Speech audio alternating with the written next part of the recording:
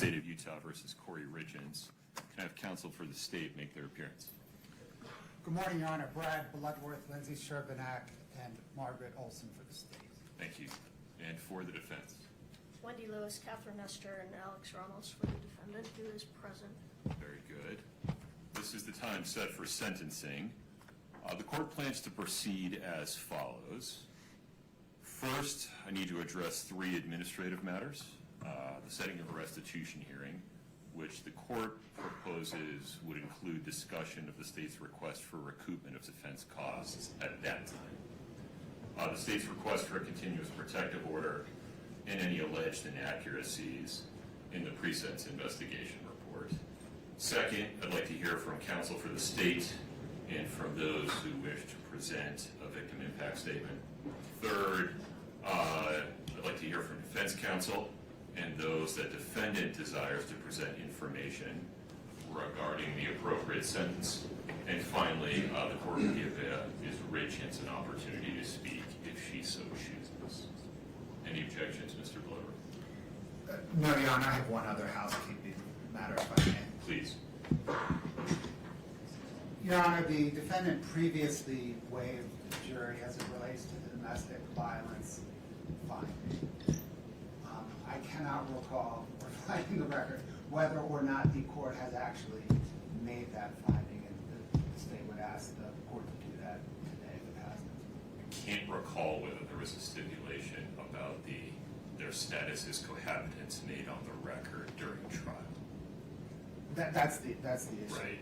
Your Honor. And I think that It doesn't impact the decisions today, it just impacts the record for any future offense that might be committed by this person. that is correct. Right. Well, Your Honor, one thing, it will affect the analysis as it relates to a continuous protection. Oh, understood. No, I understand your position. Yeah.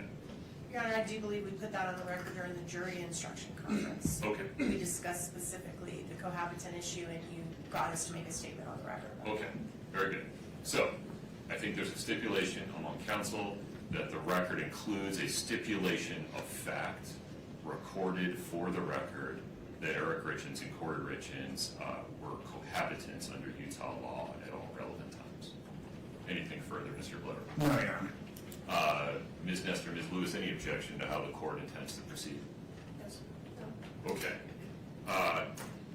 Fair warning to everyone inside the courtroom. As with the time when the verdict was read, everybody in the courtroom deserves our respect while they are in the courtroom. So, there can be no outward reactions to what's said today. This is an emotionally charged situation, reasonably so, but the bottom line is no outward reactions. If you feel overcome with emotion, please look down, keep your hands folded in your lap. Moreover, to those that might be coming to the podium to make statements today, please make sure you're addressing me, the court, not other people in the courtroom. You're of course allowed to reference other people in the courtroom, but speak to me. All right. Let's talk about setting a restitution here. What makes sense from the state's perspective?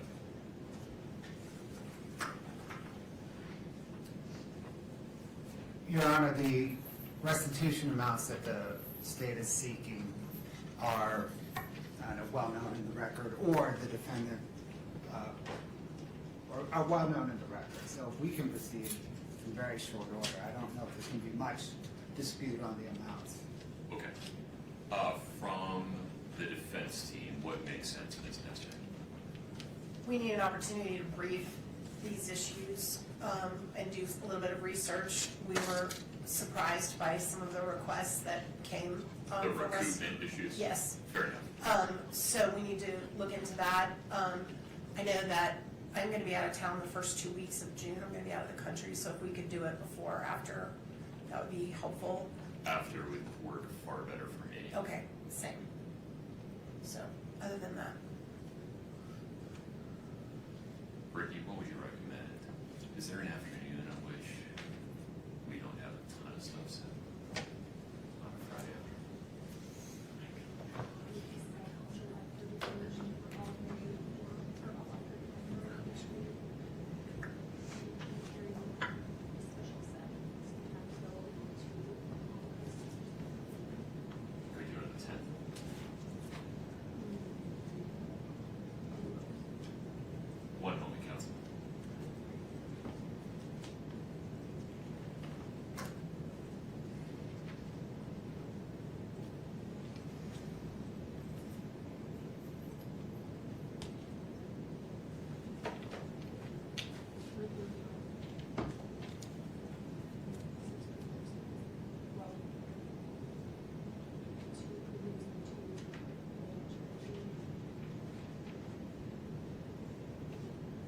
Ms. Nestor, the afternoon of July 10th. Ms. Lewis will be out of town, and that is the week we are doing the preliminary hearing in my case in Utah County. Understood. Well, maybe July 31, like you said. July 31 works. That work for the state? What time, Your Honor? That worked, Your Honor. All right. We'll say 1:30 p.m. on July 31. Ms. Nestor, would you like to appear in person or by WebEx then? In person, Your Honor. All right. We'll set a restitution hearing to include discussion of the state's arguments regarding recoupment as made in their sentencing memorandum on July 31, 1:30 p.m. in person. Okay, anything further on that, Mr. Blood? No, Your Honor. Ms. Nestor? No, sir. All right. Mr. Blood, the state's request for a continuous protective order. I looked hard at this. Let me relate some of my concerns and then have you respond to them, and then we can go from there. I looked at the cases cited by the state, I looked at the statute, considered the absurdity doctrine. It seems to me that the legislature has adopted a policy where a convicted person's First Amendment rights are reasonably restricted in domestic violence cases to prevent the survivor of domestic violence from being re-victimized by contact, either direct or indirect, by the convicted perpetrator. And it seems that the legislature has recognized that a survivor of domestic violence can be re-victimized by the perpetrator contacting their family members or other household members. The statute contemplates that. But here, or in a situation like this, where the Domestic Violence Act does not have a survivor, rather it has a decedent, it seems from the face of the statute and other statutes involving criminal actions causing death that the legislature has reverted to the First Amendment being the baseline, and also that there are other remedies available to the family members of that decedent, such as stalking injunctions, if they are receiving contact that constitutes a course of conduct that would cause an objectively reasonable person to suffer emotional distress.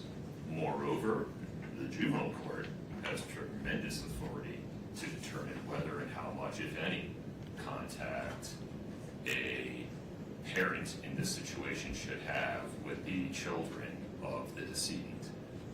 I'm not sure that I have the authority to enter a continuous protective order in this case.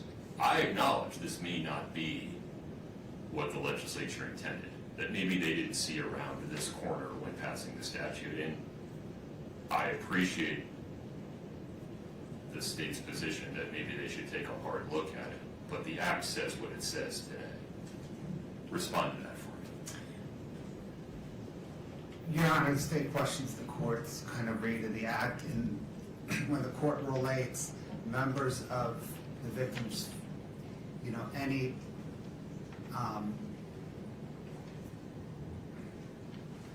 harm to members of the victim's family relating back to the harm to the victim, causing the victim harm. I think the plain read of the statute is, and it's 78 Bravo -7 -804 3D Right. 5. Necessary to fully protect the victim and members of the victim's family. Correct. The plain read of that sentence, Your Honor, does not say that the protection for the members of the victim's family does not, it does not relate back. It is a separate clause. It does not relate back to protection of the victim. And I think within the scheme of the statute, the legislature envisions protection for the victim, separately protection for the victim's family as an option of this court.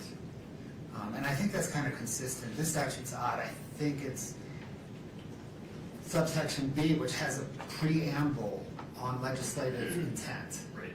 And I think consistent with that preamble on legislative intent is the legislature's grant of this court, any court, authority to protect the victim's family under the statute as well, because of the unique nature of domestic violent crimes. An argument the state didn't make, maybe because it just doesn't believe in it, but it seems that a strict reading of this statute would say, I'm required to enter the continuous protective order and set a hearing, and then let defendant make the argument that. Your Honor, procedurally, I think that's right, because of the threshold inquiry of whether or not the victim, decedent in this case, reasonably apprehends a harm. Right. Practically, though. But practically, I don't know that, I mean, it seems to me as the state brief that that is evident, that a decedent cannot reasonably apprehend harm. Okay. Let me hear from defense counsel for a moment. Yes. Your Honor, we agree with the court's original statements. We think this request for a continuous protective order is outside the purview of the statute. It's outside this court's authority. We believe it violates her First Amendment right. If these communications are not threatening, this would basically mean she could never send her sons a birthday card, a Christmas card, any type of communication. Well, pause there for a minute. Let's take the 3 boys out of it, because there's a whole separate set of concerns there, Right. given that her parental rights have not been terminated. Right. And I don't have authority to do it. Correct. Juvenile court does. Right.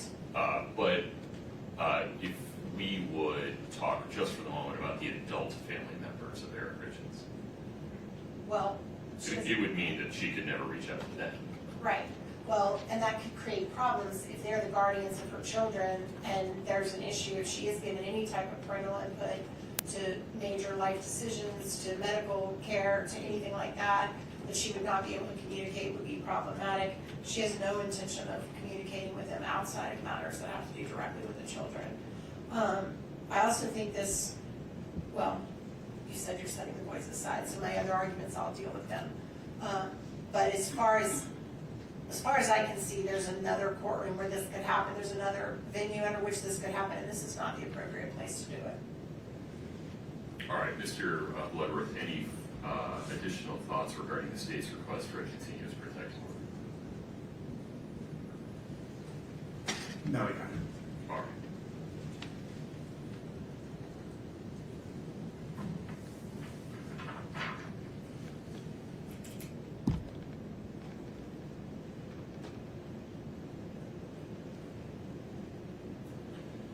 All right, in full transparency, I don't like the result, but under this court's reading of Utah Code 78B 7804, subsection 3, the court determines as a matter of law that it cannot issue a continuous protective order in this case because it is evident that the victim of the domestic violence charges, in this case for which Ms. Richins was convicted, cannot possibly have a reasonable fear of future harm or abuse.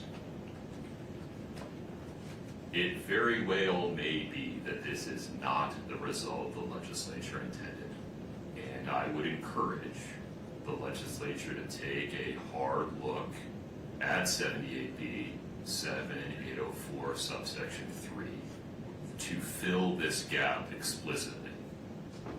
But they haven't done it yet. They know how to do it, and the court is not persuaded that this result is so far outside of what they could have possibly intended, given the overlay of the First Amendment, that the absurdity doctrine requires a different result. And so while the court hopes the legislature will make a legislative change that would provide protections for the members of the family of a decedent in an aggravated murder case like this. They haven't done it yet. The court simply, in my view, does not have the authority to issue a continuous protective order in this case. In so ruling, the court expresses no opinion whatsoever, one way or the other, as to whether Eric Richins' family members might qualify for issuance of a stalking injunction in the future, and expresses no opinion one way or the other as to whether the juvenile court will put in place restrictions regarding Ms. Richins' communications with her 3 boys. Anything further on that, Mr. Blower? No, Your Honor. Ms. Nestor? No, Your Honor. Okay, Ms. Nestor, may I ask you a couple of questions regarding the pre-sentence investigation report? Yes, sir. Have you had a chance to review it? We have, Your Honor. Have you had a chance to review it with Ms. Richins? We have, Your Honor. Okay.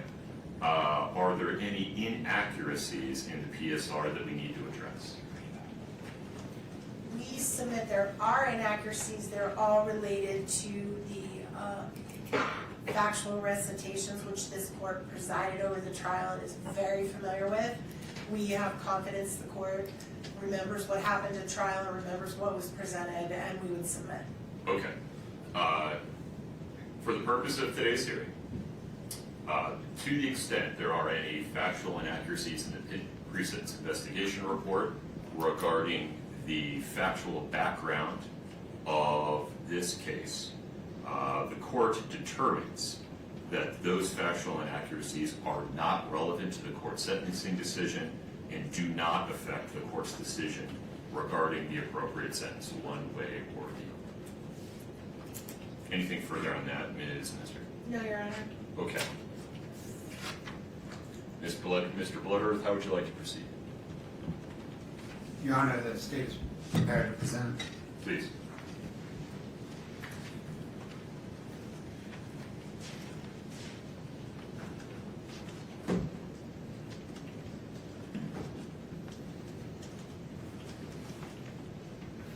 Your Honor, on Valentine's Day 2022, Kouri Richins tried and failed to murder her husband and the father of her 3 young children, Eric Richins. Over the next 17 days, she did not think, what have I done? Rather, she thought, how can I do better? And then she murdered Eric in the presence of their children, using poison and for money. Such a person should never again lurk among the rest of us. Her children should never worry that they may one day encounter her. For these reasons, the reasons set forth in the state's sentencing memorandum, and the boundless reasons the court has learned from presiding over this case, the pending criminal case, and the multiple associated civil cases. The state requests that the court impose a sentence of life in prison without parole on count 1, 5 years to life in prison consecutive to any other sentence on count 2, 1 to 15 years in prison consecutive to any other sentence on counts 3 and 4, and 1 to 5 years in prison consecutive to any other sentence on count 5. Furthermore, the state requests that the court order the defendant to pay restitution to Auto Owners Insurance Company in the amount of $1,017,018 and True Stage Insurance Company in the amount of $352,562.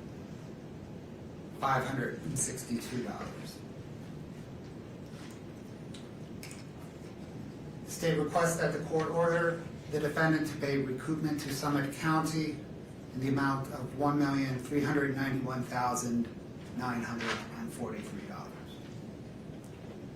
Kouri Richins earned this sentence. Her children deserve it. Only this court can order it.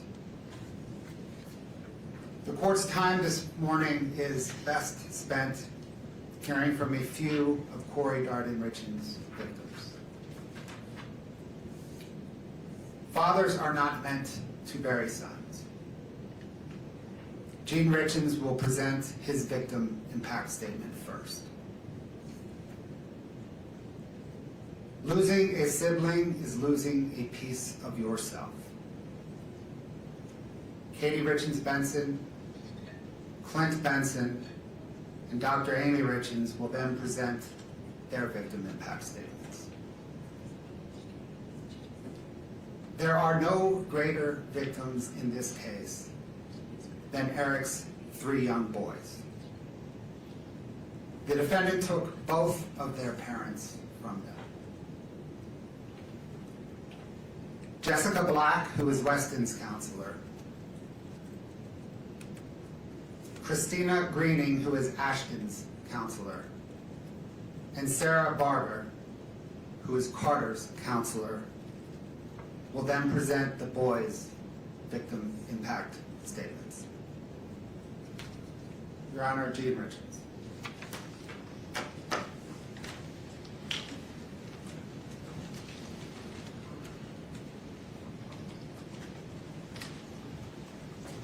Good morning, sir. Good morning. Please take your time. Thank you. Thank you. Your Honor, my name is Gene Richins. I'm Eric's father. No parent should ever have to bury their child. It's a loss that changes you forever. Eric was taken from us way too soon. And his loss has left a permanent hole in our family that will never be filled, ever. Eric was first and foremost an incredible father. To his 3 boys, Carter, Ashton, and Wes, his sons were his world, and he was theirs also. They didn't just see him as a dad, they saw him as their best friend, their coach, their mentor, their protector. He was present in every part of their lives. Whether it was soccer, baseball, basketball, or any activity that they were involved in. Eric was there coaching, encouraging, and supporting not only his own boys, but every child on the team. Eric didn't just coach sports, he built confidence. He built character and friendships. He gave his time freely because he cared deeply about helping young people grow into strong, kind, and capable individuals. The impact Eric had on these children and families continues even now. On the soccer team that he coached, before every game, the players gathered and called out a cheer. For many teams, it might be something ordinary. But for Eric's team, even 4 years after his death, they still break the huddle with the words, 1, 2, 3, Eric.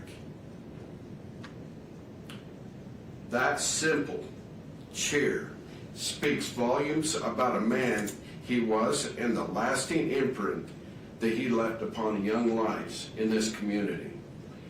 He was a light to his sons, to the boys he coached, and to our entire community. A light that was taken far too soon. Eric was only 39 years old. As his father, I miss him every day. I miss our conversations. I miss watching him grow into a man I was so proud of. One of the greatest joys of my life was seeing the kind of father he had become. Eric was patient, loving, dedicated, and fully present in his boys' lives. Watching him raise his sons with such care and devotion was incredibly meaningful to me. Eric was also an amazing brother to 2 sisters, a loving uncle, nephew, cousin, and loyal friend. He was a trusted business partner, a valued colleague, and a respected member of our community. He was generous with his time, his energy, and kindness. He treated people with respect, showed gratitude even for the smallest acts of kindness, and gave freely of himself, because that's simply who he was. He worked hard to provide a beautiful life for his family. He gave them a home many would consider a dream. He ensured their needs were met, supported them, cared for them, and treated his wife with love every day. Yet despite everything he gave, his life was taken from him, not by a stranger, but by a person he should have been able to trust the very most in his life. He was betrayed in the most imaginable way possible.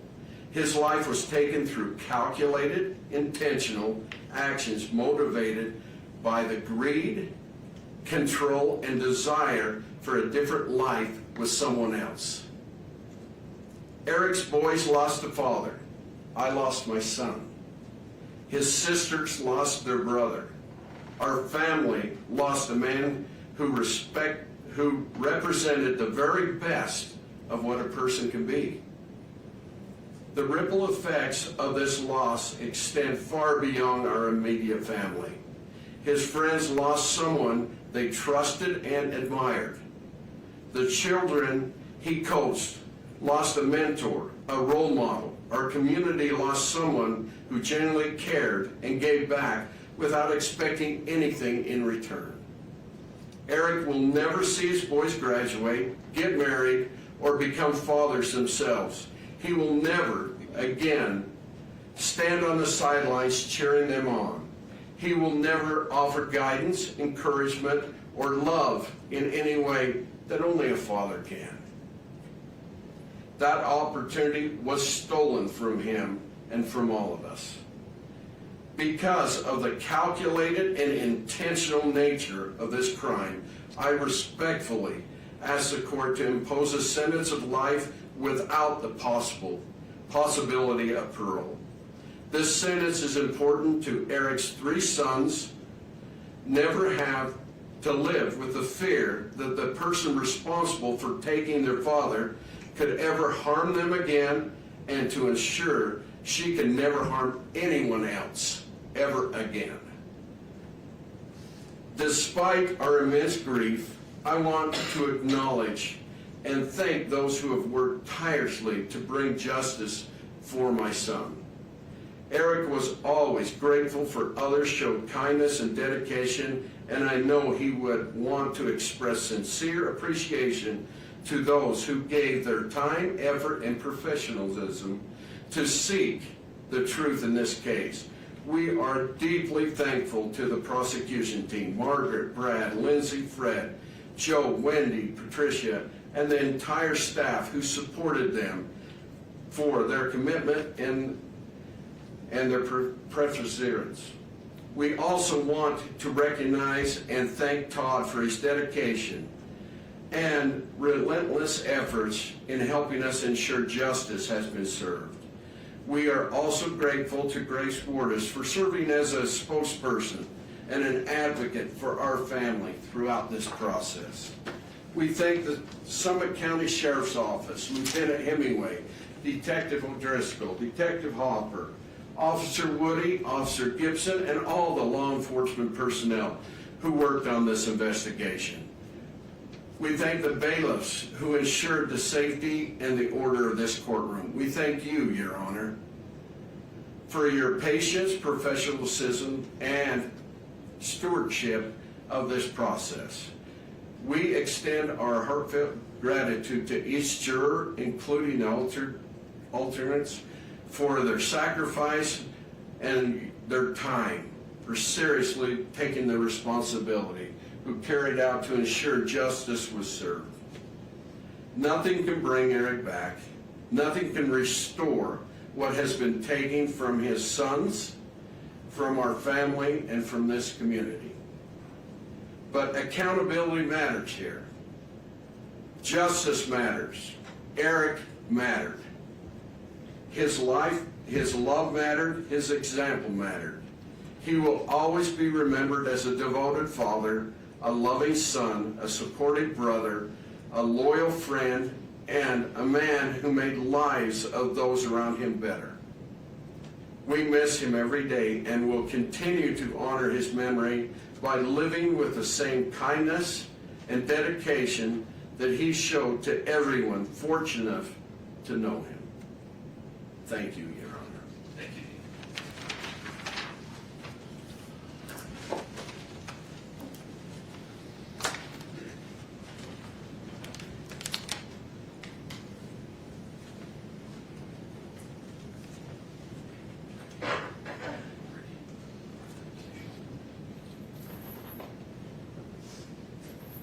Katie, good morning.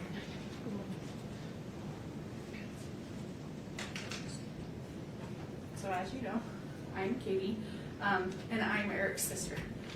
To begin, there are a multitude of people who deserve credit and appreciation. Law enforcement agencies across the state of Utah, the Summit County Prosecutor's Office, the Medical Examiner's Office, expert witnesses who worked hand in hand with law enforcement, Eric's friends, Eric's co-workers, my friends, and my family, our entire team of lawyers and experts in the civil lawsuit. There are far too many people to mention by name, and I suspect if I try to, I will inadvertently leave someone out.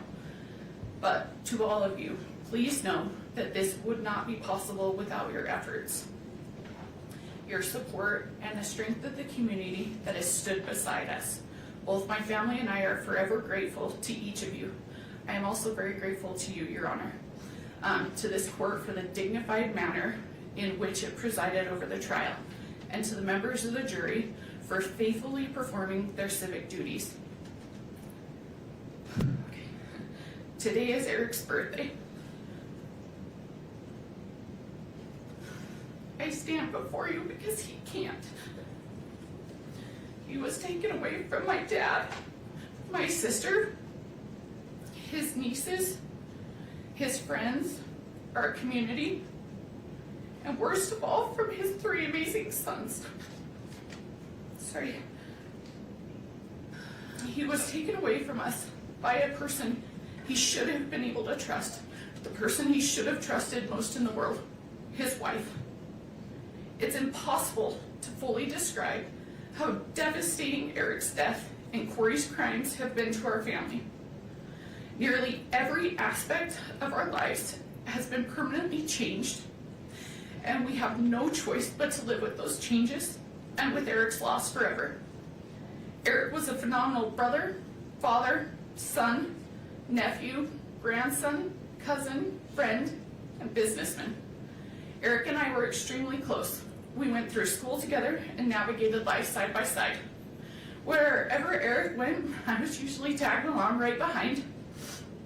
At school, Eric's nickname was Richie, and mine was Little Richie, a reflection on how inseparable we were. He wasn't just my brother. He was my constant, my protector, and one of my closest friends. Eric was the kind of father who anticipated his children's needs before they ever had to ask. He made sure they were always having fun, taught them how to be respectful and kind, and was constantly planning for their future. His mind and heart was always on his boys, always. Everything he did was for them. Eric was the very best uncle. He made his nieces, my daughters, feel truly special. He always found ways to have fun with them. He doted on them with love and attention. Eric was an incredible son, always there for my parents, stepping in without hesitation and helping in every way he could, without being asked. The bond he shared with my mom was truly special. We would often joke that the umbilical cord had never really been cut, but in truth, it spoke to the deep, unbreakable love they had for each other. This is who Eric truly was, a man defined by love, integrity, and unwavering devotion to his family. He is none of the things that Kouri tried to portray him as. Those mischaracterizations were nothing more than a vile effort to deflect blame.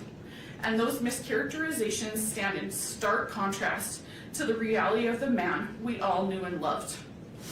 Eric's life and his actions and the profound impact he had on those around him speak for themselves, and they tell a story of goodness, strength, and character that cannot be rewritten or diminished. The saddest part for me in all of this is that I got something with Eric that his sons never did: time. I feel cheated that I only got to spend a few decades with my brother, but I should feel lucky in comparison. As Eric's eldest son told me shortly after his dad's death, he and his brothers did not even get 10 years with their dad. It is devastating that Eric is not here to coach them, to work the family ranch with them, to teach them how to drive, to attend their high school graduation, to send them off to college, to see them get married, or to celebrate the birth of his future grandchildren. His 3 sons are going to grow up and live nearly their entire lives without their dad. They are going to get to know their dad more from the stories we tell about them than their actual experiences. In all likelihood, by the time they are each 44 years old, which is how old Eric would be today, they will have little to no actual memories of Eric. And they have to go through life without their dad because their mother planned and carried out his murder. She could not have done anything more selfish or more cruel to those boys. In the place of a stable, secure, and loving home, Kouri gave the boys permanent trauma. They were in the house the night she killed their father. They were awake. They knew that something terrible had happened to their dad. As we heard on the 911 call during trial, one of them even walked into Eric's bedroom, where Eric's body lay dead, poisoned by someone who his son should have been able to unconditionally trust, love, and depend on. No child should have to bear that trauma. But Eric's 3 innocent sons will bear that burden, and they will bear it for the rest of their lives. Kouri's selfishness and cruelty did not end with Eric's murder. In the time after Eric's death, Kouri has done nothing but isolate, manipulate, deceive, and do harm to those boys. Almost immediately after Eric died, she cut them off completely from our family, from Eric's family. The isolation was calculated and strategic. Kouri used the boys as bargaining chips with my dad. She repeatedly threatened not to let him see his grandsons unless he could convince me, as Eric's trustee of his trust, to capitulate to her legal demands and give her all the trust assets. While isolating the boys, Kouri provided them with false and harmful information about me and my family. When DCFS took custody of the boys following Kouri's arrest and asked where they would like to go, they expressed fear of my family. The fear was not based on reality, but on what they had been told. For over a year, Kouri led them to believe that I hated them, that I was attempting to take Eric's money for myself, and that I intended for them to be left without support, that they would be homeless and starving. These statements were entirely false and had no basis in reality. Had they not been subjected to that influence, they would have known the truth. Prior to Eric's death, our families were very close.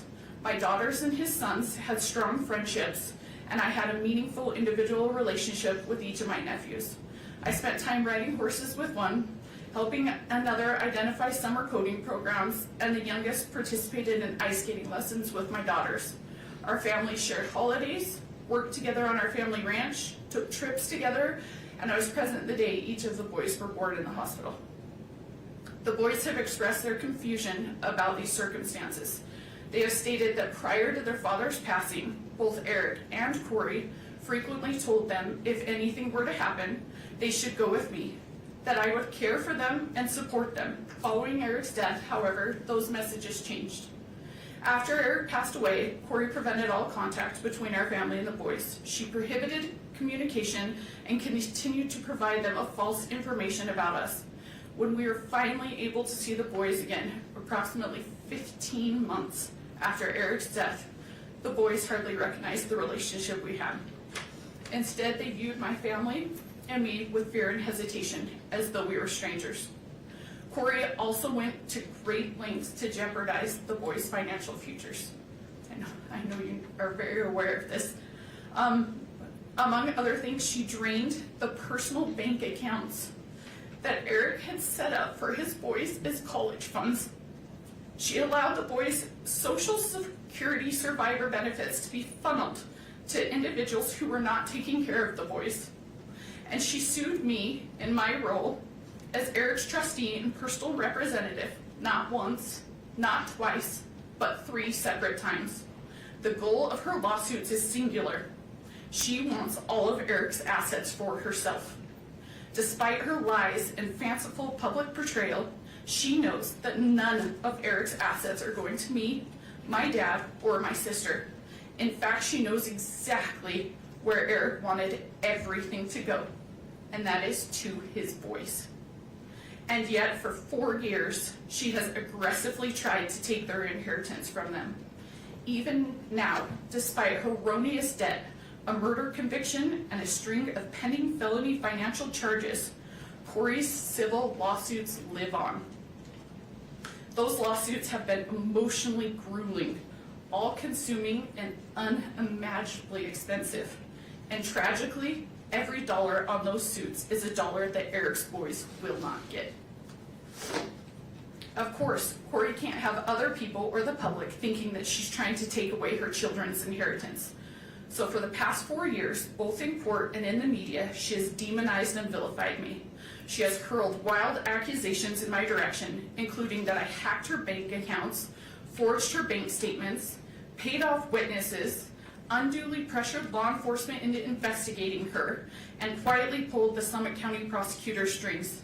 It is despicable that for doing nothing more than trying to honor Eric's wishes, Kouri has cast me as the evildoer here. Just as bad, honoring Eric's wishes has landed my sister and myself, and unbelievably, my 2 daughters in Kouri's crosshairs. One of Eric's sons recently told me that Kouri used to say, "I will get them one day." Apparently, she was talking about me, my sister, and my daughters. Her infamous walk the dog letter, the part the jury did not hear, confirms her desire to harm me.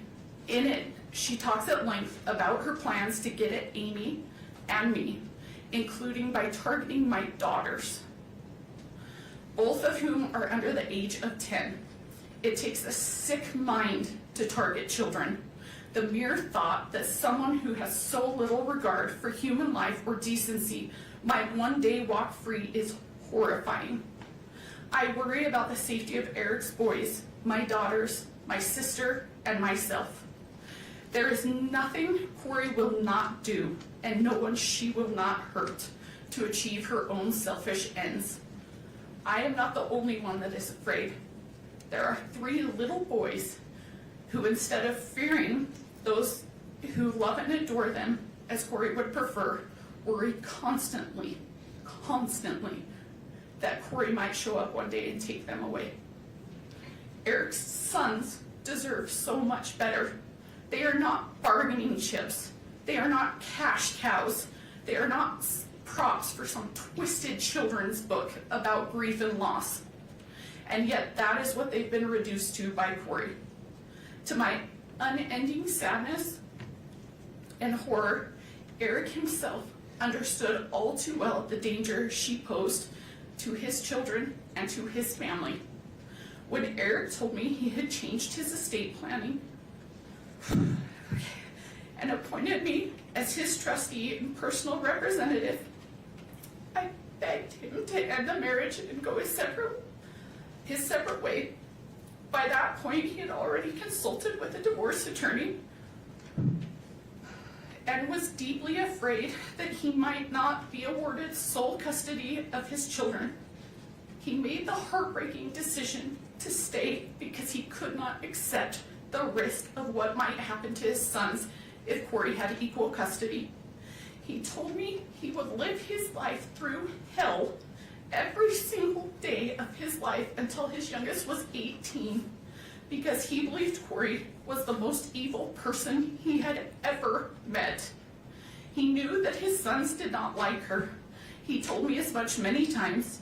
He knew that they would prefer to be far away from her, but he also knew that divorce carried significant risks.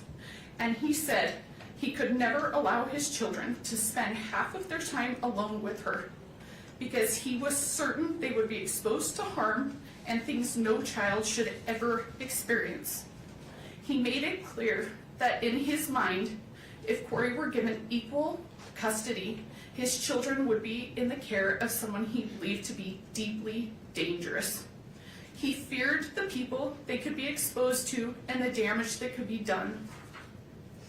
At the same time, he spoke with deep love and admiration for his boys. He told me that they were the most amazing boys in the world, and that none of this was their choice and none of it was their fault, and that he would do everything in his power to protect them for as long as he possibly could.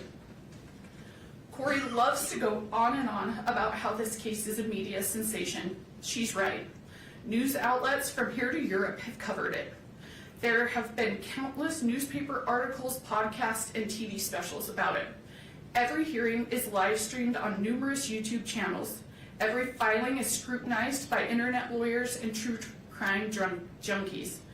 There is no question that this case is famous and that Kouri is now famous. But what Kouri never mentions in talking about her fame and notoriety are the reasons why this case is now famous. It is famous for how appalling and sickening it is.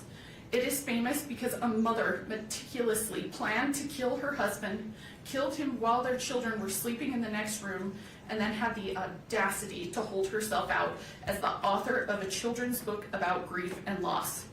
It is famous because she spent time Googling luxury prisons for the rich in America. It is famous because from her jail cell, she scripted a bunch of phony testimony so that her brother could perpetrate a fraud on the court. It is famous because she victimized her own children and threatened to victimize Eric's nieces. The fame and attention are directly proportional to the evil that has gone on here. This is not a situation where the idea of rehabilitation should be entertained. In taking Eric's life for her own selfish gain, Kouri did not only harm Eric, she permanently harmed 3 kids who were under the age of 10. She took away a dad, a son, a brother, an uncle, a grandson, a nephew, a cousin, and a friend. Eric's death has caused immeasurable pain to so many. Obviously, there's nothing the court can do about that. And you cannot bring him back. But what you can do is give Kouri's victims at least some measure of closure. To that end, I ask that the court impose a sentence that ensures Kouri never has the opportunity to harm Eric's children or our family again. Please do not let my brother's life be worth nothing more than a 25-year punishment. Please do not leave those boys to wonder whether Kouri might track them or their children down in the future. Please do not create a possibility for Kouri to endanger Eric's boys, my daughters, my family, or anyone else ever again. Please sentence Kouri to a life in prison without the possibility of parole. Thank you. Thank you, Kate.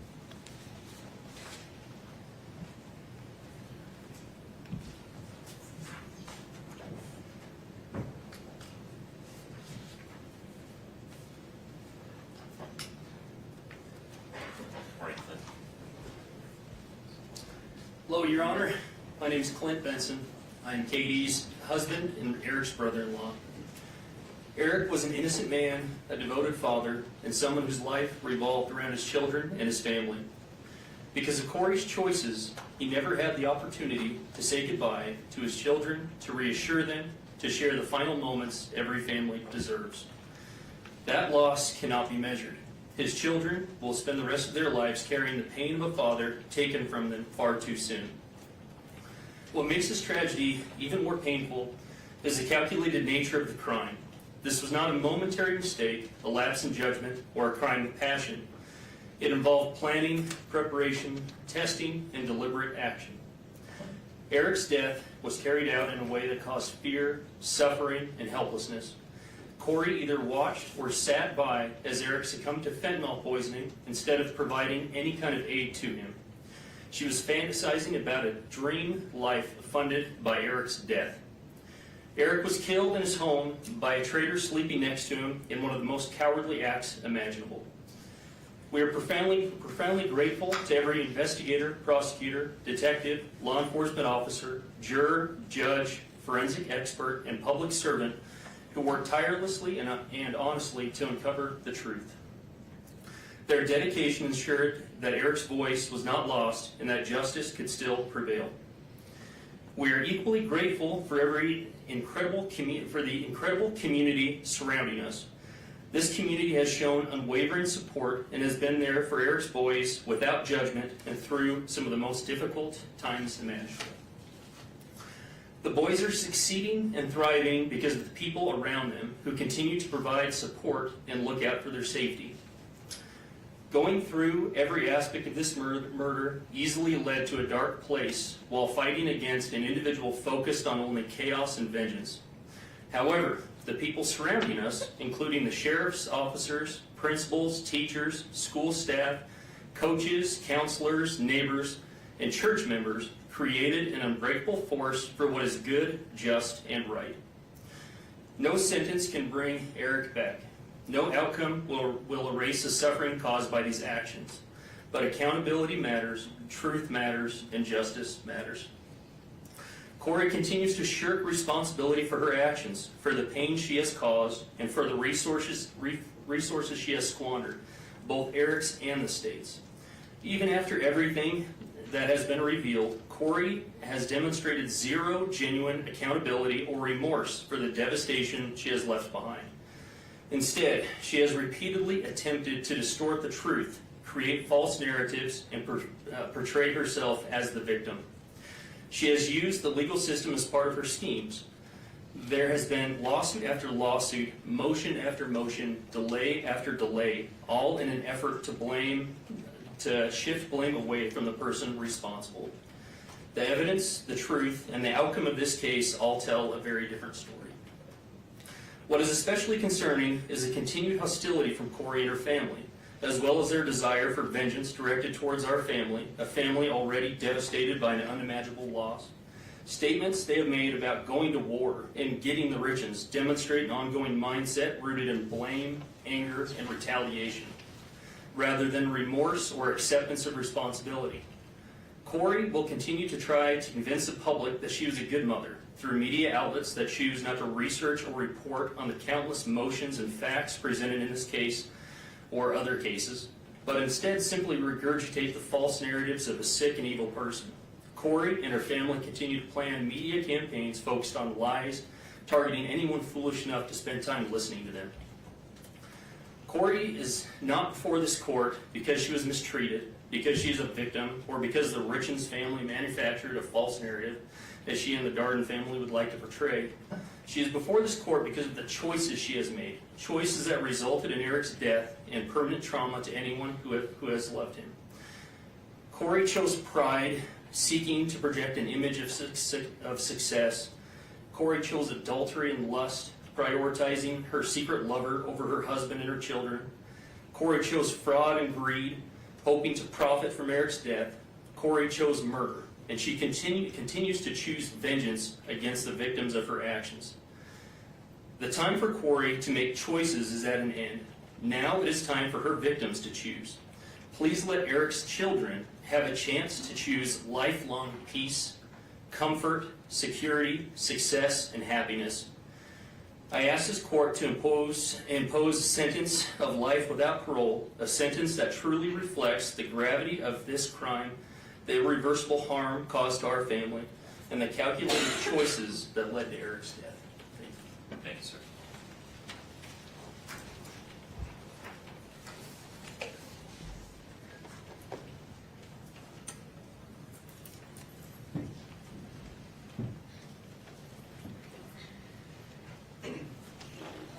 Amy, good morning. Good morning. Honorable Judge Mrazek, my name is Amy Richins. I'm Eric Richins' sister. Today, I'm here to speak as a victim and to speak for Eric because he no longer has a voice. I addressed this court in 2023 when we were living in a state of visceral shock. Now, 3 years later, we are here at sentencing on a date that carries a weight I can barely describe. Today's Eric's 44th birthday. Birthdays are supposed to be proof of life, a day to celebrate another year of growth, Instead, today is a cruel reminder of another year Eric will never see, and a reminder of the fatherhood that was stolen from his 3 sons. Before I talk about what this crime has done, I need you to know who Eric was. Not as a headline, but as a person. Over the course of this trial, so many people described Eric in strikingly similar ways. They called him outgoing, confident, funny, competitive, dependable, driven, and fiercely loyal. He was a leader, a hard worker, a rancher, a businessman, a coach, a best friend, a brother, a son. But more than anything, people described him as a phenomenal father. Eric had 3 sons, and he coached many of their sports teams. He was the kind of dad who showed up not just for his own children, but for everyone around them. Sometimes I think about all the children who lost him too, the kids he coached, mentored, and believed in. I cannot imagine the confusion and heartbreak they felt when someone who had become such a steady and trusted part of their lives was suddenly gone. Eric was a real person, a deeply loved person, and the loss of him echoes through every life he touched. On my 16th birthday, I was sitting in my 10th grade English class when I got a text from Eric that said, "Come outside." I walked out, and there was Eric, standing with flowers and that mischievous grin we all knew. I asked what he was doing there, and he just said, "Let's go. We've got to get a little mud on your tires." I had just bought my first truck, a used Ford F-150. Eric took me up into the mountains, and we took that truck off-roading for the first time. It was exhilarating and terrifying, but I felt safe because he was there. That was Eric. He made life bigger. He made people feel brave, and he protected the people he loved. That is the brother I lost, and that is the father his boys lost. In 2023, I told this court that I was tormented by the sequence of events of that night. Today, that torment has not faded. I still wonder when Eric realized he was in mortal danger. I wonder what Kouri said to him in his last moments. I'm still haunted by the question, did his boys hear their father's final struggle? If Eric had died of an illness, we would have cared for him. If it were an accident, there would have been kindness. But there is no comfort here. In his last moments, after being intentionally poisoned, my brother was faced with the ultimate betrayal. Eric's sons were 9, 7, and 5 when their world was shattered. They are now 13, 11, and 9. These are the years when a boy learns how to be a man by watching his father. What makes this crime uniquely heinous is that their grief will never pass. It will reinvent itself at every milestone. This crime didn't just happen once. It happens every single morning when those boys wake up and realize their father is still gone. They did not just lose their father, they lost the life they knew. Eric's death didn't end the harm. It began a grinding process of re-traumatization. Early in this process, I remember being told this case would be a marathon, not a sprint. We did not understand how every hearing, filing, delay, and public narrative would reopen wounds all over again.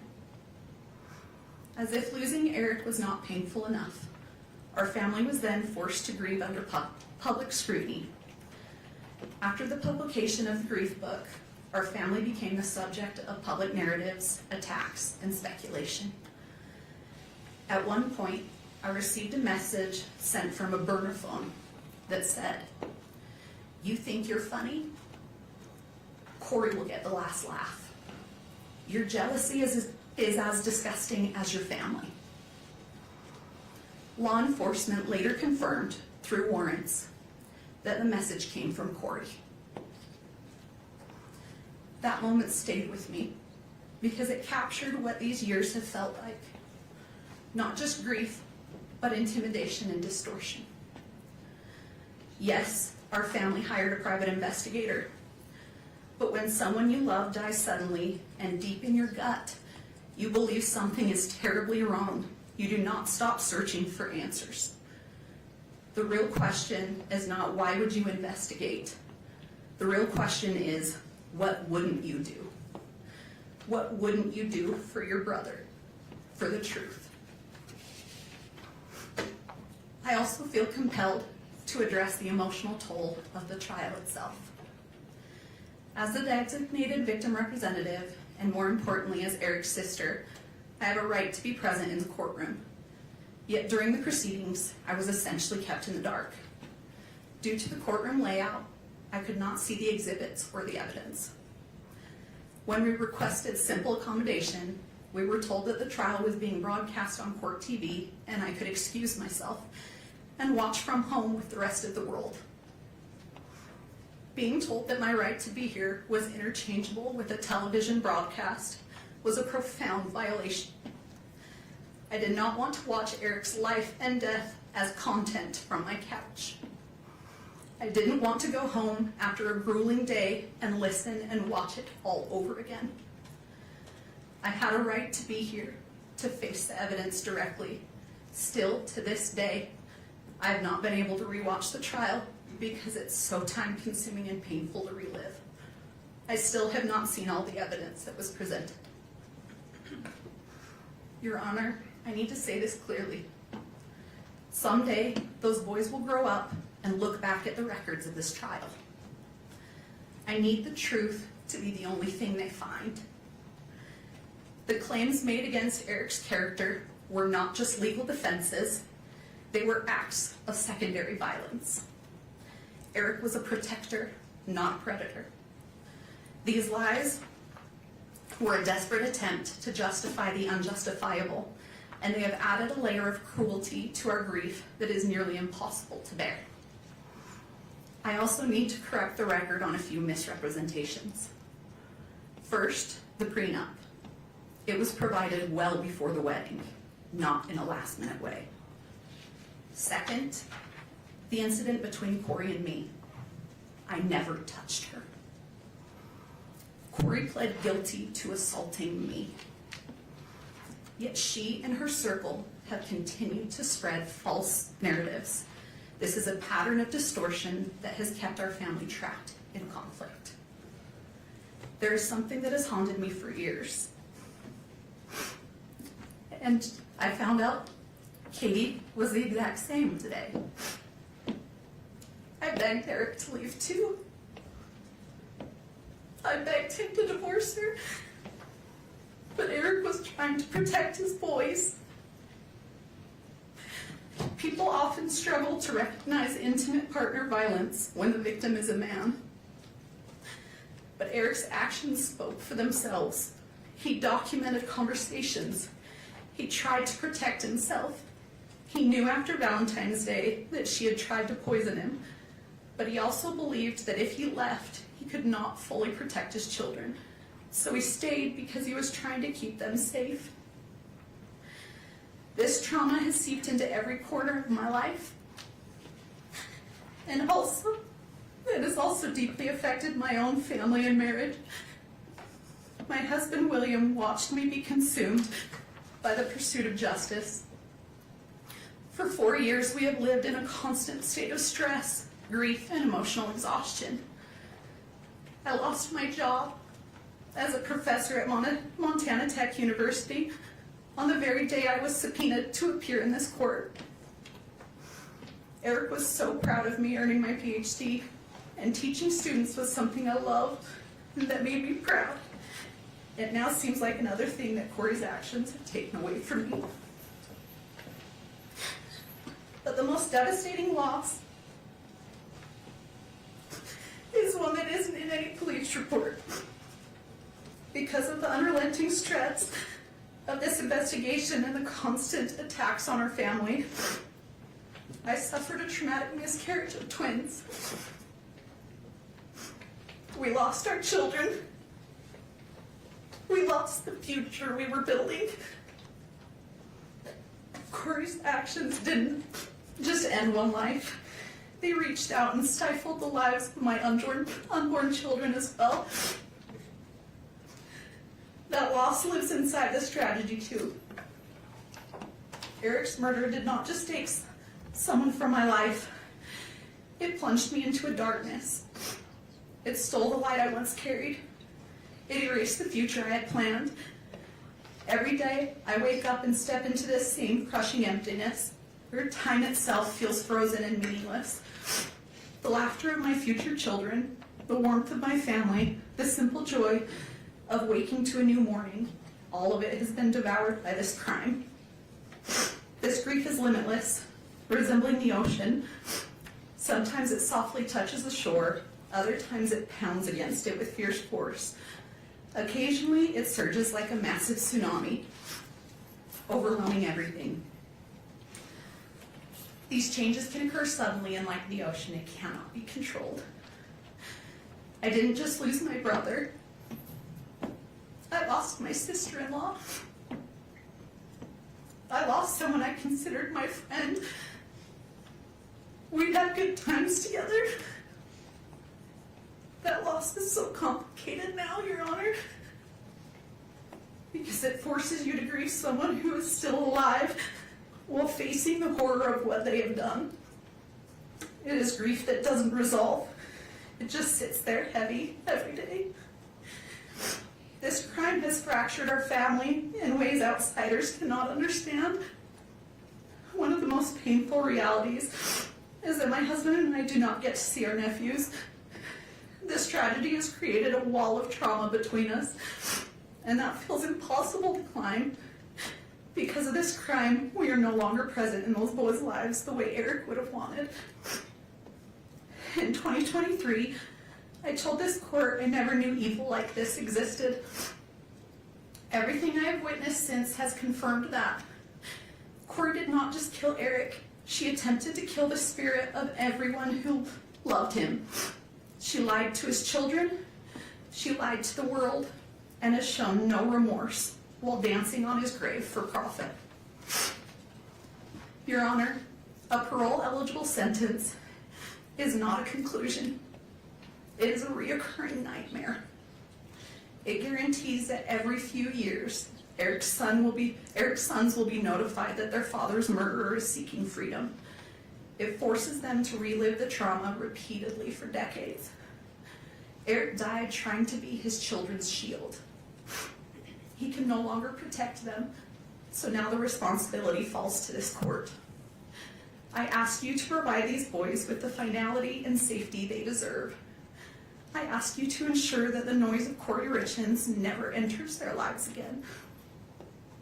For the years of suffering we've endured, for the children who will grow up without their father, and for the life she stole from Eric and the peace she stole from us, I respectfully ask that you sentence Kouri Richins to life without the possibility of parole.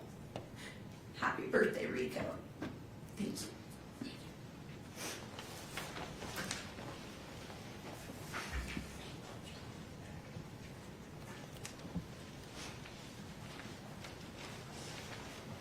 Are you Jessica?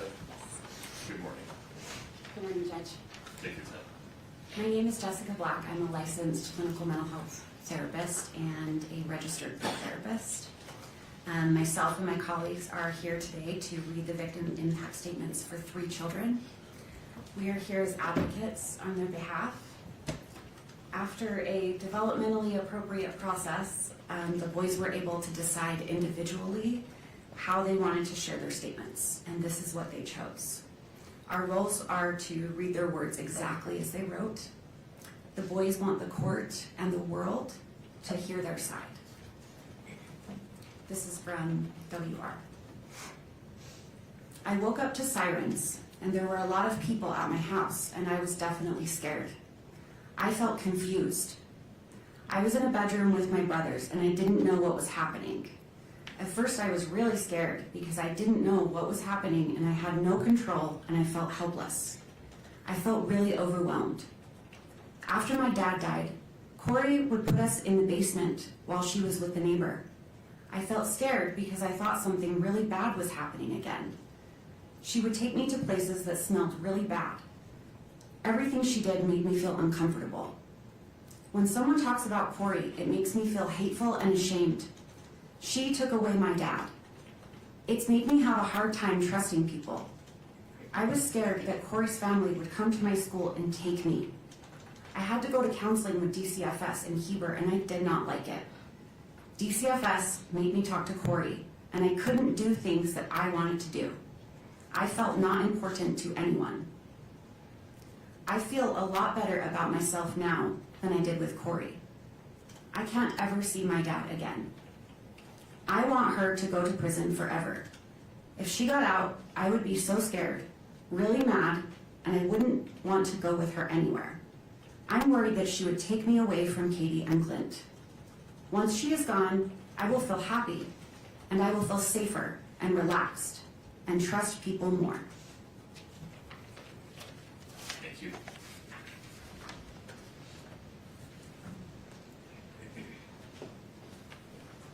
Christina?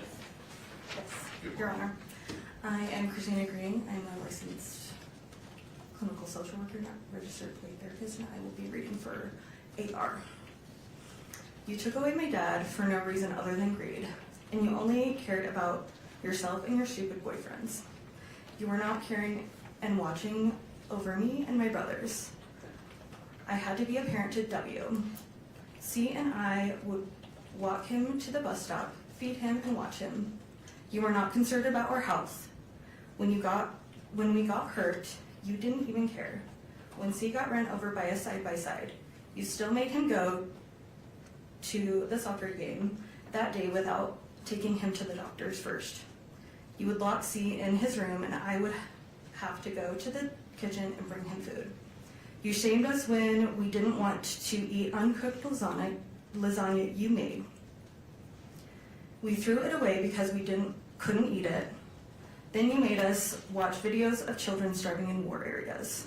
You wanted to scare us into eating something that wasn't cooked. You wouldn't let our dog outside, and then the dog would pee inside. You created this problem, then you would smack my dog on the head as hard as you could. You wouldn't let me put my kitten in the garage for safety at night, and we found it eaten by raccoons the next day. You wouldn't let us turn on and use the heater lamp for the chickens and bunnies, and they froze to death. You would always argue with my dad and lock the door. You were not playing the role as a real mother does. You were doing the opposite. Now my dad can't be my coach anymore, can't be at any of my games. He won't be at my birthdays. He can't teach me how to drive. He won't be at my graduation, and he can't take me camping or fishing. You made me paranoid about sleeping on my dad's side of the bed by saying I might die or get harmed when I was just trying to be close to my dad after you killed him. You took away everything from me and my brothers. I don't want you out of jail because I will not feel safe if you are out. You have never said sorry for anything that you have done to me and my brothers. I don't want you to hurt anyone again. I know that you will need to stay in jail to fully take accountability for what you did to me, C, W, and my dad. With you in jail, I will be able to continue to feel safe and live a happy and successful life without fear of you hurting me or anyone I love. Thank you, Your Honor. Thank you.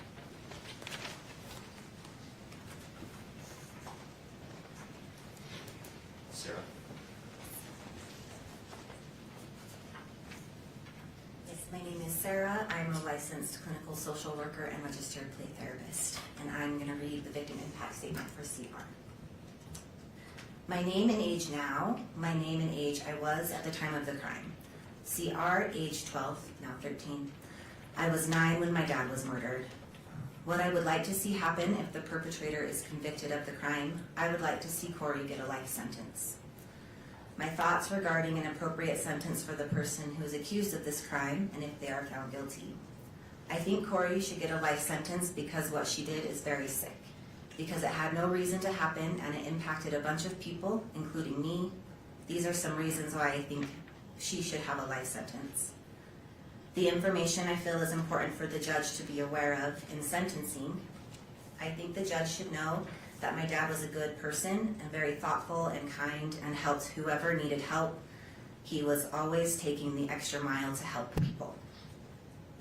My physical injuries as a result of this crime are as follows. I was sleeping and then I went to get a drink of water, then went back to bed. And when I woke up shaking and Bailey called the ambulance and they came and I couldn't talk for a while, I think Kouri had something to do with it because she didn't call the ambulance, she called Bailey and Bailey called the ambulance. At the ER, Kouri resisted to have my blood drawn, and kids who usually have this kind of seizure is when they are a few months old to a year old. I learned later that Kouri bought more fentanyl and had it in the house when this happened. I think this is what happened. She did what she did to my dad in the living room. My experienced emotional injury because of this crime is described as follows. Sad. I feel mad that I have to feel sad. I went from being scared for my life to feeling really good. I was scared for my life because I didn't eat that much. Kouri was always drunk or gone. I was always locked in my room. I can't remember, but I am pretty sure the lock was on the outside. Kouri threatened she would kill my lizard because we didn't want to watch some weird show with her. All of our chickens died because there was no food or water. My rabbit died because we didn't have food or water. The goats almost starved to death because she bought moldy hay and she didn't water them. Nothing ever got fed or watered. It didn't feel good to worry about my animals. I felt like I had to take care of my siblings. Ash mostly took care of me though because I was locked in my room. Ash would bring me food. Kouri would lock me up if I told her she was drunk. This happened pretty much daily. I feel angry that she locked me in my room. I am angry almost all my animals died. I am angry she threatened to kill them. I am angry she killed my dad. I started to feel really good when I moved into a safe place.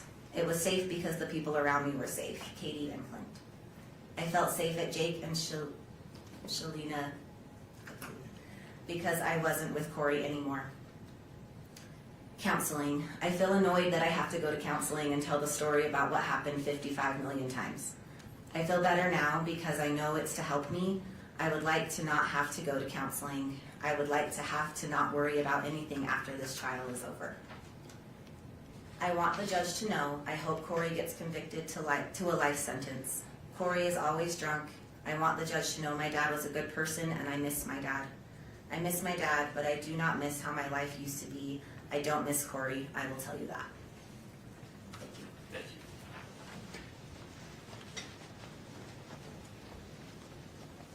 you. Mr. Bloodworth, anything further from the state?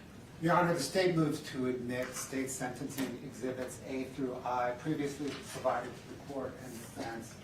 I have copies now I can bring to the court. Any objection, Ms. Dester?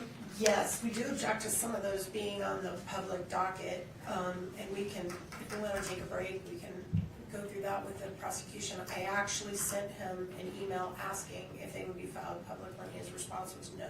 So I was unaware that he was going to do that. Admitting them and filing them publicly are two different things. Any objection to their admission?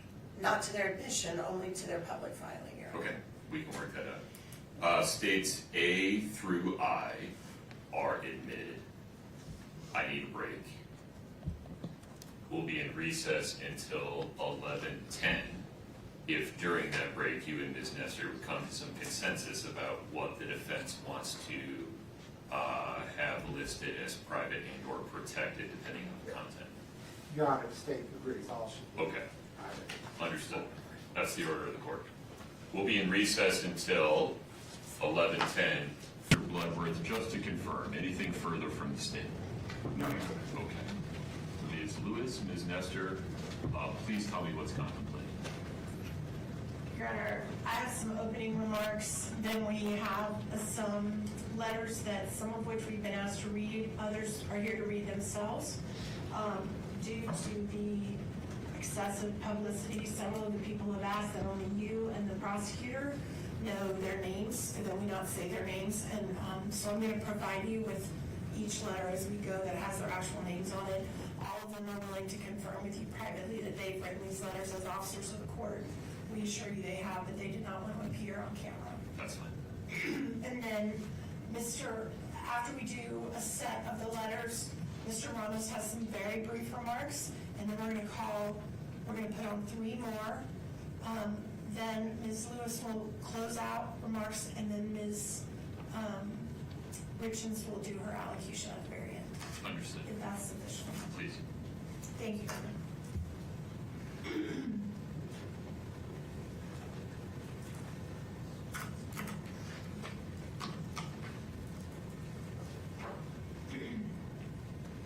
May it please the court.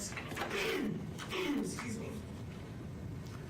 We began this journey when Kouri Richins stood before this court, stood before your honor, and entered a plea of not guilty.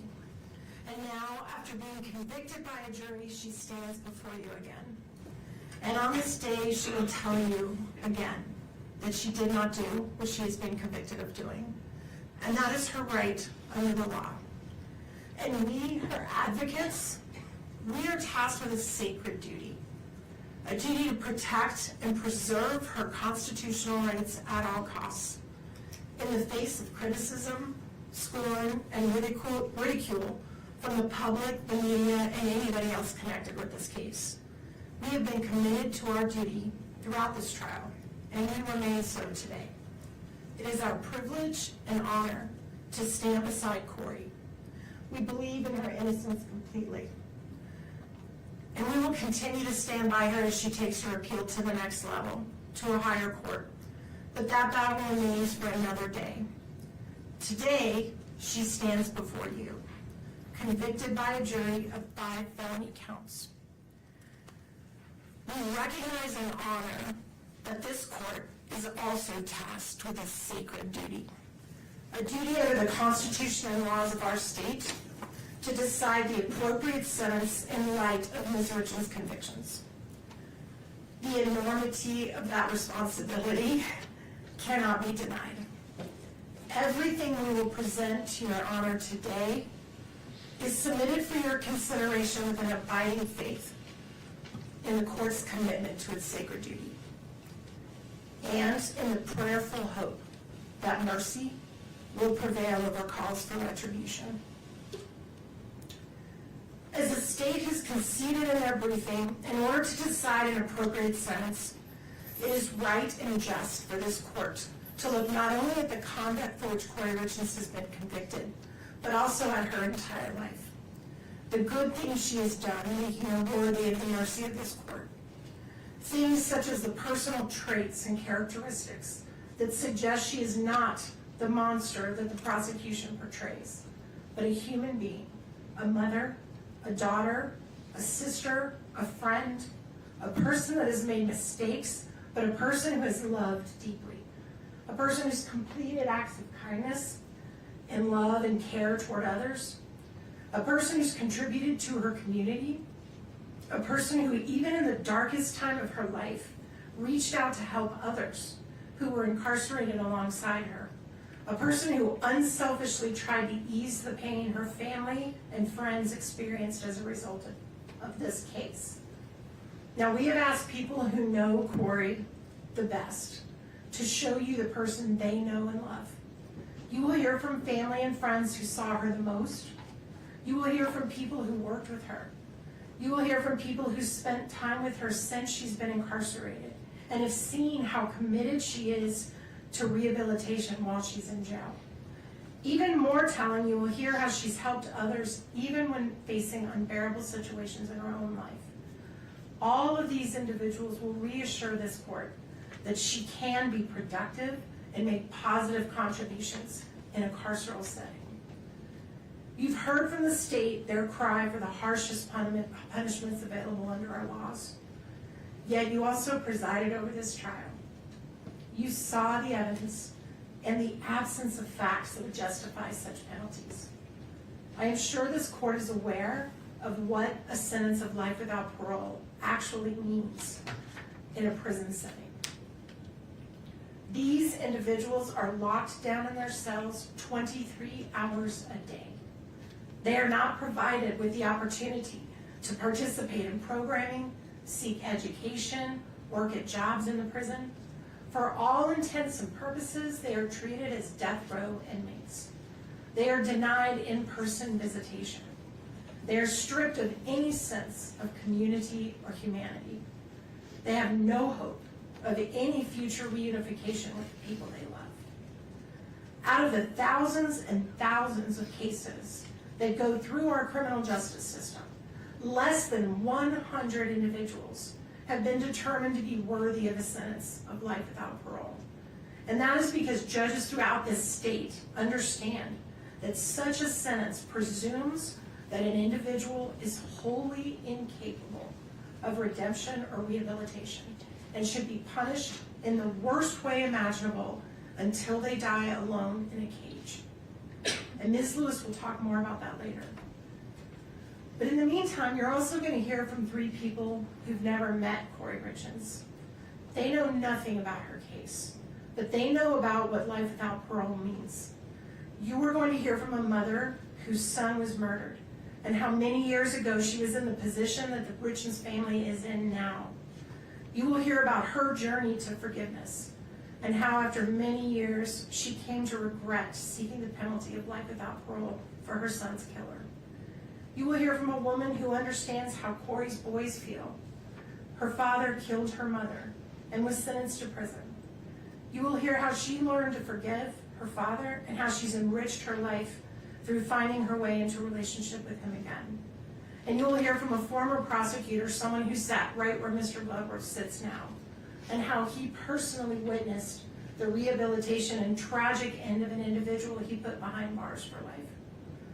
All of these perspectives are important because they remind us and the court that the recognition of the precious gift of life takes many forms and can change over time. They remind us that the decisions made by this court today can reflect our own humanity and inspire us all to have hope and believe in forgiveness. Finally, Your Honor, you're going to hear from Ms. Richins herself. Her allocution is unusually long. She has worked very hard on it. We ask the court to allow her to take about 30 minutes or so to read her words aloud. She is going to share with you what matters most to her in this world, her love for her boys. It is all she has left. Everything else she has ever held dear in her life has been stripped from her. It is her hope that in openly and honestly sharing her love and hopes and dreams for her boys with you, that you will see what it is inside of her that is worth saving, that is worthy of mercy, and that is filled with hope, humanity, and love. So with the court's indulgence, we'd like to read aloud some letters that have been provided to us. As I discussed, some have asked us to read it and only share the names with you in the prosecution. Some are here to read them themselves. And we are grateful to the court's indulgence to listen. And we're going to start with a letter from Kouri's mother, and Ms. Lewis is going to read that letter. And I have a copy of it that I'm going to provide so the court can read along if you like. And I also have copies for the prosecution as we go. And we will add this to the information as part of the record. Thank you, Your Honor. Not public. Understood. Yes. Thank you. Thank you, Your Honor.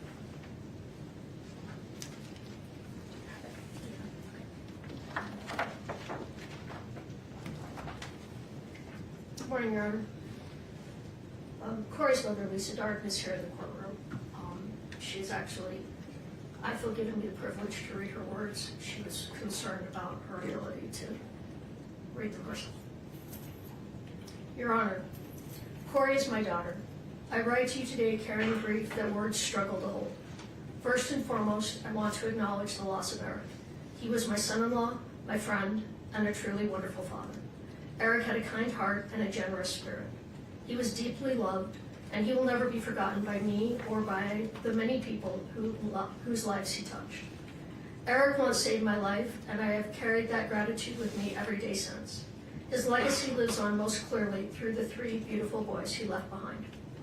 Your Honor, I speak today as a mother and as a grandmother. The children are my greatest concerns. These 3 boys have endured unimaginable loss and upheaval in their young lives. They lost their father, then their mother, then the sense of safety and continuity every child deserves.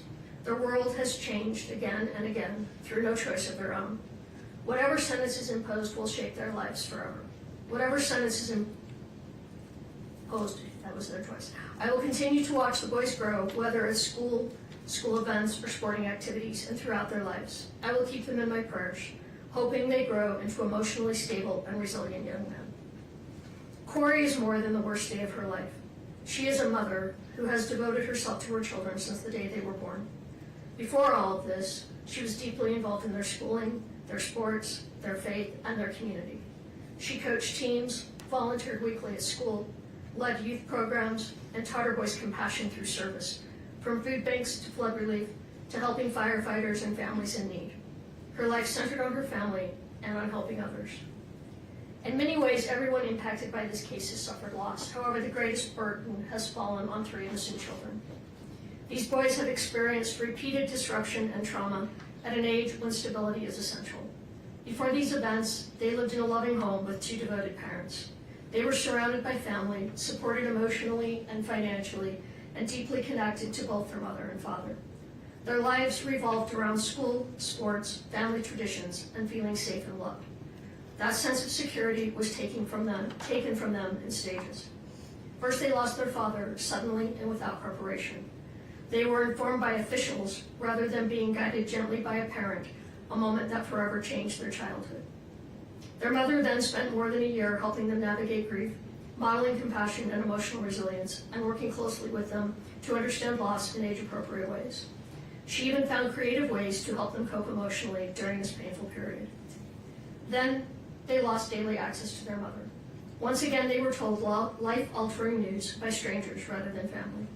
The boys were moved between placements, disrupting routines and emotional progress, despite beginning to feel settled and supported. Throughout this time, they maintained a meaningful and positive relationship with their mother through letters, phone calls, visits, and counseling. Later, they were moved again, against their expressed wishes, away from family caregivers and trusted relationships.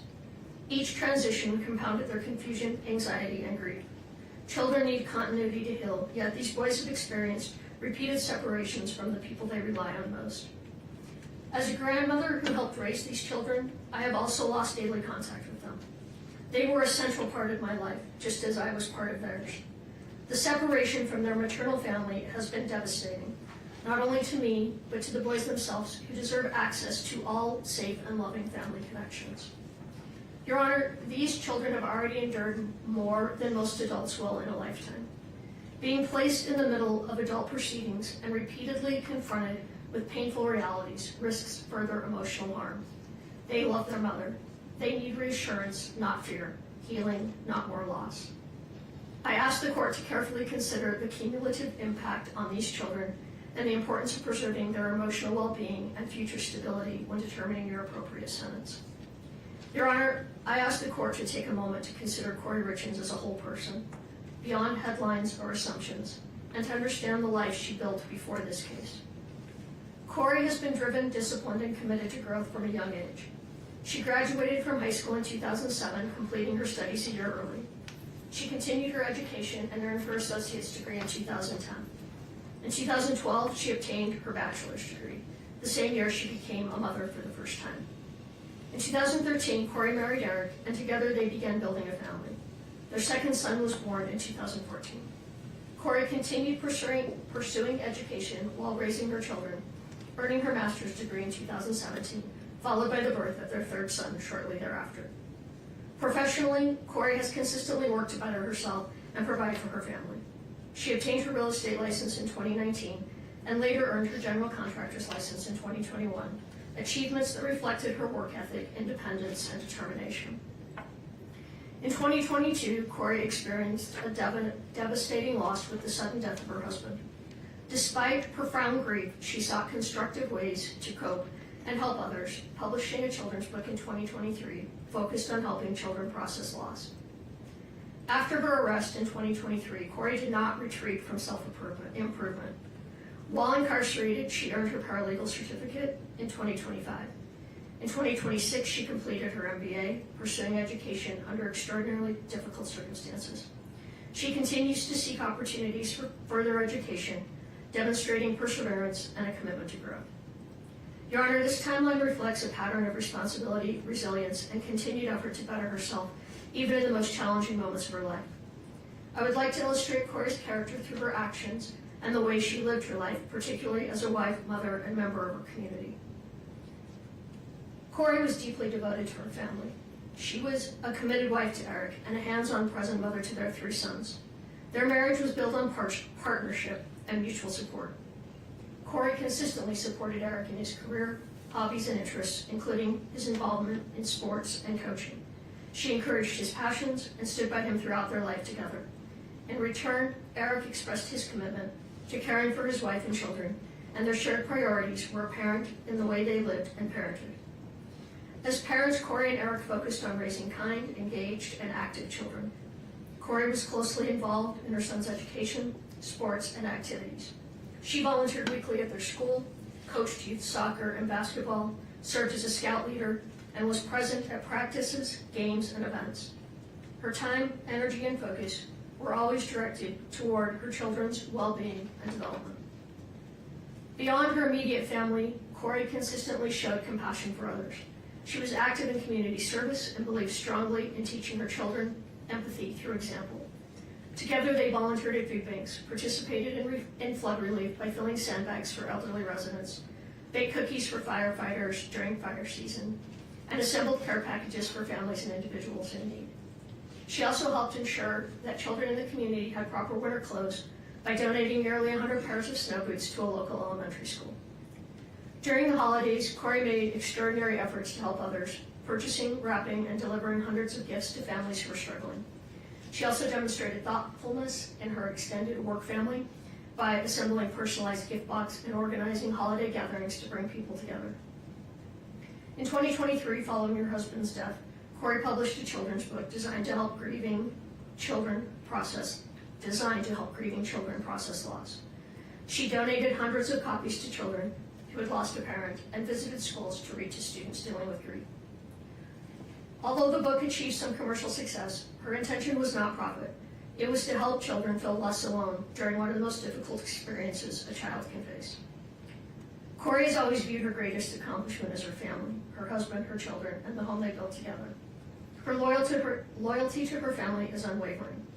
As an aunt, she has been a consistent and loving presence in her nieces and nephews' lives, providing child care support, attending milestones and school events, and assisting her siblings whenever they needed her. She has been the person who organizes family gatherings, holidays, and shared tradition, keeping the family connected. Faith has also played an important role in Kouri's life. She and her children regularly attended church and participated in faith-based community activities, reinforcing values of service, compassion, and responsibility. Your Honor, these are not isolated gestures. They reflect a long-standing pattern of generosity, responsibility, and care for others. Kouri's life before this case was defined by service to her family and community, and by her commitment to raising her children to be compassionate and engaged members of society. From a young age, Kouri demonstrated responsibility and a strong work ethic. While still in high school, she worked nights, weekends, and holidays to help support her aunt's business, using her earnings to pay her own way through college. That sense of responsibility never diminished. She continued to support extended family members whenever they needed help. Only 3 weeks after losing her husband, Kouri faced another profound loss with the death of her uncle. Even while grieving deeply herself, she stepped forward to help her aunt by taking on the responsibility of planning the funeral. This pattern, putting others' needs ahead of her own pain, has been consistent throughout her life. Kouri has always believed that no one should have to navigate grief or hardship alone. Kouri and I share an exceptionally close relationship as mother and daughter. She has stood beside me during some of the most difficult moments of my life, including surgeries and radiation treatments, providing care, support, and comfort without hesitation. Our relationship is built on mutual reliance, trust, and love. I, in turn, have played an active role in her family's life, helping care for Eric, the boys, and Kouri, and being deeply involved in their daily lives. Kouri also shares a strong bond with her brother. Though close in age, and like many siblings growing up, it was the loss of their father shortly after high school that solidified their understanding of the importance of family. Since then, the relationship has only grown stronger. They have supported each other through life's milestones, challenges, and joys. As a mother, Kouri has always made sure her children felt surrounded by family. She intentionally included her brother in holidays, family gatherings, and everyday moments, reinforcing the value of connection and belonging. She welcomed her brother's wife into the family from the very beginning, making a deliberate effort to ensure she felt included and supported. She has constantly offered help with family milestones, celebrations, and responsibilities, always striving to ease stress for others. Kouri takes pride in maintaining a close-knit family. She believes that shared time, whether during holidays, sporting events, small gatherings, or simply simple evenings together, is essential. Creating those moments of connection has always mattered deeply to her, and she has worked intentionally to keep her family united. Kouri played an important and deeply integrated role within the Richins family, particularly during times of hardship.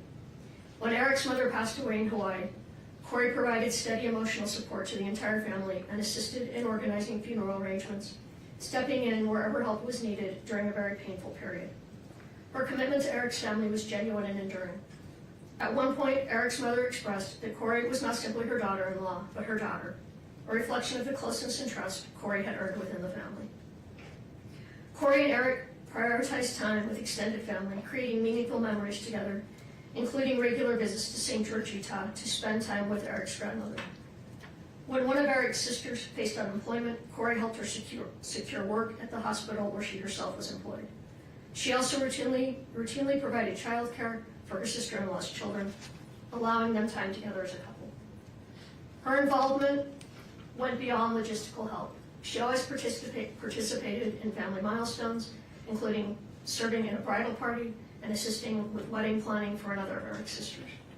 During a particularly difficult period in that sister's life, Kouri accompanied her to a self-help retreat, offering both emotional support and companionship. Within the Richins family, Kouri often served as a source of calm and connection. She consistently worked to ease tensions, provide comfort, and maintain relationships during challenging moments. Her efforts contribute significantly to the overall well-being of the family. Kouri's compassion extended well beyond her immediate and extended family. She opened her home to the parents of a friend whose house had been damaged, offering them a safe place during a difficult time. When another friend's parents lacked firewood, their sole source of heat during the winter, Kouri arranged for a truckload of wood to ensure they stayed warm. She maintained close, supportive friendships, participated fully in friends' major life events, and was actively involved in the lives of their children. As a neighbor, Kouri was equally attentive and caring. Her home was offering a gathering place for neighborhood children, and she routinely prepared meals for parents working late or offered help to neighbors facing illness, including one undergoing chemotherapy. Her generosity was never performative. It was quiet, consistent, and motivated by genuine concern for others. Kouri is not a perfect person, but she is an authentic one. Her life has been marked by steady acts of kindness, loyalty, and service toward her family, her friends, and her community. She has always found purpose in easing the burden of others and helping people through difficult moments. Following Kouri's separation from her children, they were placed in a living situation that differed from what they expressed as their preference, despite having strong and meaningful bonds with extended family who had long played an active role in helping raise them. As young children, they had little control over these decisions, which added to their sense of uncertainty and loss. Kouri's sons are now facing significant emotional challenges in their day-to-day lives. They are processing grief, separation, and repeated changes, all at an age when stability is critical. Like their mother, Kouri's eldest son is especially sensitive and expressive, and he has struggled deeply with these transitions. All three boys are currently receiving counseling, which has been essential in helping them cope. Kouri has consistently supported therapeutic intervention and has emphasized the importance of counseling not only for each child individually, but for the family as a whole. In particular, she has advocated for additional individual support for her eldest child, recognizing his specific emotional needs. The circumstances surrounding their separation and the rules governing communications have made it difficult for Kouri and her children to openly share their feelings with one another. This limitation has taken an emotional toll on both the boys and their mother. Important thoughts, reassurances, and emotions often remain unspoken, creating additional stress and sadness. As a mother, Kouri experiences deep anguish over her inability to comfort her children as she once did. She worries constantly about their emotional well-being and struggles with the pain of knowing they are hurting while being unable to fully support them. Her concern for her sons remains constant and unwavering. Kouri has endured profound emotional and personal suffering since the loss of her husband. She is grieving the absence of the man she loved and built a life with, while navigating separation from her children and family under intense public scrutiny. The weight of these losses is immense, and it has affected not only Kouri, but her entire family, her mother, her children, and those who love her. Despite being incarcerated, Kouri has continued to demonstrate resilience and personal responsibility. Within the confines of jail, she has dedicated herself to education and self-improvement, using her time to study and work toward meaningful goals. These efforts reflect her character and her desire to grow, contribute, and remain a constructive presence, even under extremely difficult circumstances. Like many marriages, Kouri and Eric faced challenges. When difficulties arose, they chose to address them responsibly by seeking marriage counseling rather than turning away from one another. Those efforts strengthened their relationship. By all accounts from those closest to them, they were in a period of renewed connection and commitment, focused on their family and their future together. Your Honor, I stand before you as Kouri's mother. I love my daughter. I have known her for her entire life, not just through this case. I cannot speak to every aspect of what the court has considered, but I can speak to who she is as a human being, as a mother, and as a member of her family. I do not believe that Kouri did this, nor do I believe Kouri could possibly be capable of this crime. I can't validate what she did financially one way or another, and that's something Kouri will have to live with. I respectfully ask the court to consider a sentence that holds Kouri accountable for the jury's verdict, while still allowing for the possibility of mercy and hope.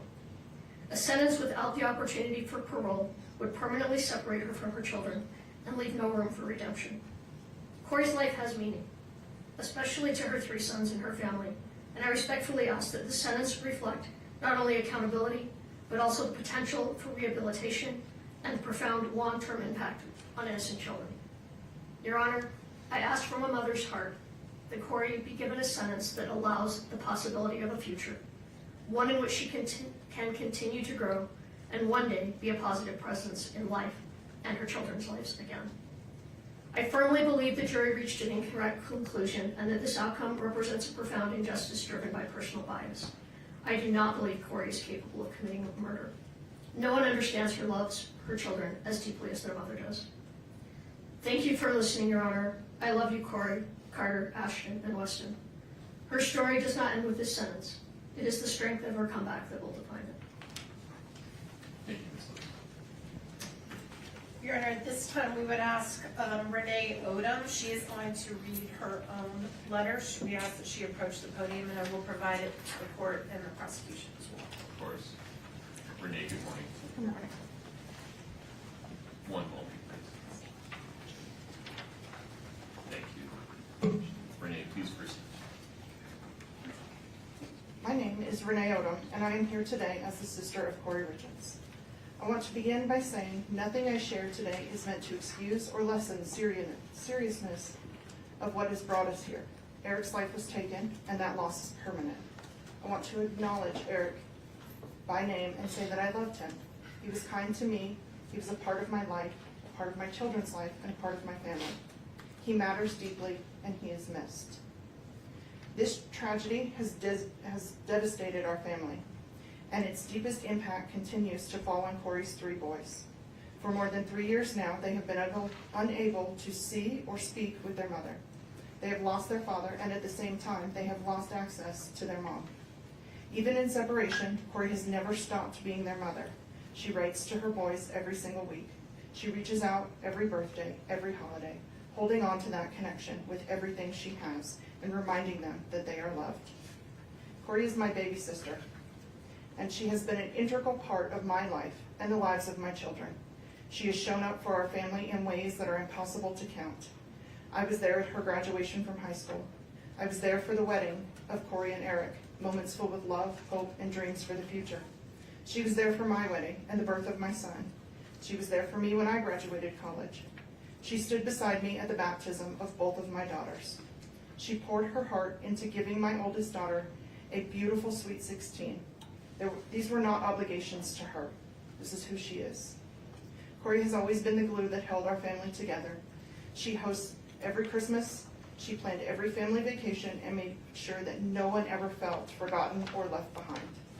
She believes deeply in helping others, and she has lived with this belief throughout her life. Even from behind bars, Kouri has continued to help people, offering support and encouragement and kindness any way she can. That desire to be of service has never left her. Kouri's a great sister, an awesome aunt, an amazing daughter, and she will always be a devoted mother. She is also the smartest person I know. Kouri has earned 2 master's degrees and is applying to a PhD program. Growth and learning and becoming better for herself and others have always mattered to her. Most of all, she loved her husband and her children with everything that she was. I continue to struggle to reconcile this tragedy with the loving sister and the mother I've always known.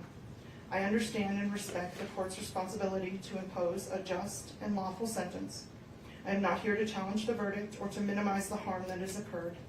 I only ask that the court see the full human picture, the pain, the accountability, the lifelong consequences that are already being carried. Please leave room for hope of a life with her boys. The impact of this tragedy will remain with Kouri and her children for the rest of their lives. Our family deeply feels the absence of her presence and that of her boys, her guidance and her love. I love you, Kouri, and I will always stand by you. Thank you, Your Honor, for letting me speak and considering my words.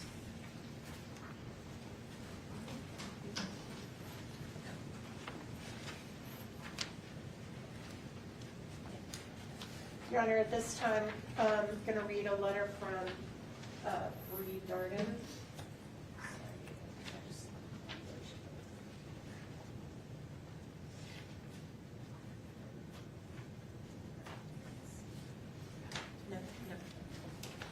Your Honor, at this time, we'd like to read a brief letter from Kouri Darden. That is Kouri's sister-in-law, who also worked with her at her real estate business. I know Your Honor heard some testimony about that.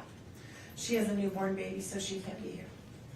Your Honor, I was introduced to the Richins family around 8 years ago, excuse me, and was able to have been around Kouri, Eric, and the boys since the youngest was 1. I spent many days, weekends, holidays, birthdays, barbecues, etc. with them all, and was able to learn so much about the family dynamic and the love they had for one another. No, their family wasn't perfect. No one's is. But those boys were loved beyond belief by both parents. Kouri and Eric did everything for the boys, to protect them, to teach them, to encourage them, to show them love, and mostly to show them 2 loving parents. My heart goes out to the 3 boys, as they do not deserve to be going through all this, as well as they do not deserve to be alienated from one side of their family. I miss them dearly every day. To know Kouri is to know the love she has in her heart. Kouri is one of the most selfless and caring people I know. She lived for those boys and lived to be the best wife she could be. Yes, she made mistakes in her marriage, as we know. So did Eric. But at the end of the day, they chose each other and their family. As a loving mother, exceptional caretaker, and benevolent humanitarian, Kouri was truly a devoted volunteer. She never stood still when she knew she could help another, embodying the definition of true character. From the moment this sudden, unexplainable tragedy occurred, there has been a distaste for Kouri for personal reasons rather than factual reasons. From allegations made by individuals she regarded as family, to authorities not conducting a systemically correct investigation and then not being given a suitable, unbiased venire. The conclusion of this case seemed inevitable. Although I'm not here to argue the verdict, I am here to help provide perspective on views you were unable to hear about. Kouri is a mother, a sister, a daughter, an aunt, widow, and at the end of the day, an imperfect person striving for grace. She is someone whom the community trusted, neighbors enjoyed, and her boys counted on as a supporter. I respectfully ask that the court consider the totality of her character and her full life history when making a determination. Your Honor, the next individual that spoke is Kouri's aunt. This is Lisa's sister. Her name is Doreen Kouri.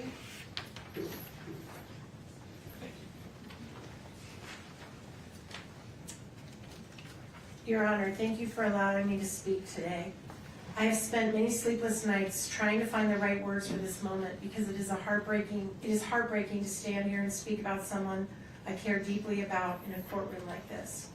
I believe in you, Kouri, and I'm very proud to be your aunt. I stand before the court not to minimize the seriousness of this case, but to speak about the person I've known outside of these proceedings. The woman I know is not the monster these proceedings may have made her appear to be.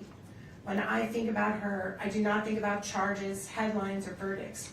I think about the mother I watched love her children with every part of herself. I think about the woman who worked hard to build a better life through education, determination, and sacrifice. I think about someone who wanted more not only for herself, but for her children and the people she loved. Her children were never just part of her life. They were her entire world. I watched her celebrate their accomplishments, comfort them in difficult times, and carry the weight of motherhood every single day. She loved fiercely, deeply, and unconditionally. Eric and those boys were her life. Both Eric and Kouri were very loving and attentive parents. They were solid, they loved hard, and they played hard. I also watched her work tirelessly to educate herself and create stability for her family. She pushed herself because she believed in building a meaningful future. She was proud of what she accomplished, but even more proud of being a mother. This conviction does not erase the years of humanity, goodness, and compassion that existed before this moment. I know there are people who may only see the charge or the verdict, but I ask the court to remember a person is more than the worst moment of their life, or in this case, more than a verdict that many of us still struggle to understand and accept. The woman I know is compassionate, intelligent, nurturing, and deeply human. I do not believe she's cruel or beyond redemption. I believe there's still goodness in her, and I know there are many others who believe that too. Whatever sentence is imposed today will not only affect her, it will echo through the lives of her children, her family, and everyone who loves her for years to come. Her children still need their mother's guidance, love, voice, and presence in whatever way they can still have it. I understand the weight of the court's responsibility, and I speak with respect for these proceedings. I only ask that when sentencing is considered, the court remembers the whole person standing before you today. Not only this moment, but the years she spent loving, learning, sacrificing, and being devoted mother. I love you, Kouri, and I love those precious boys. I ask for mercy, I ask for compassion, and I ask that the court see the humanity in her so that so many of us have seen for years. All right, the next one is an individual that did not want their name read in the public, so I'm going to provide it to the court and the prosecution only.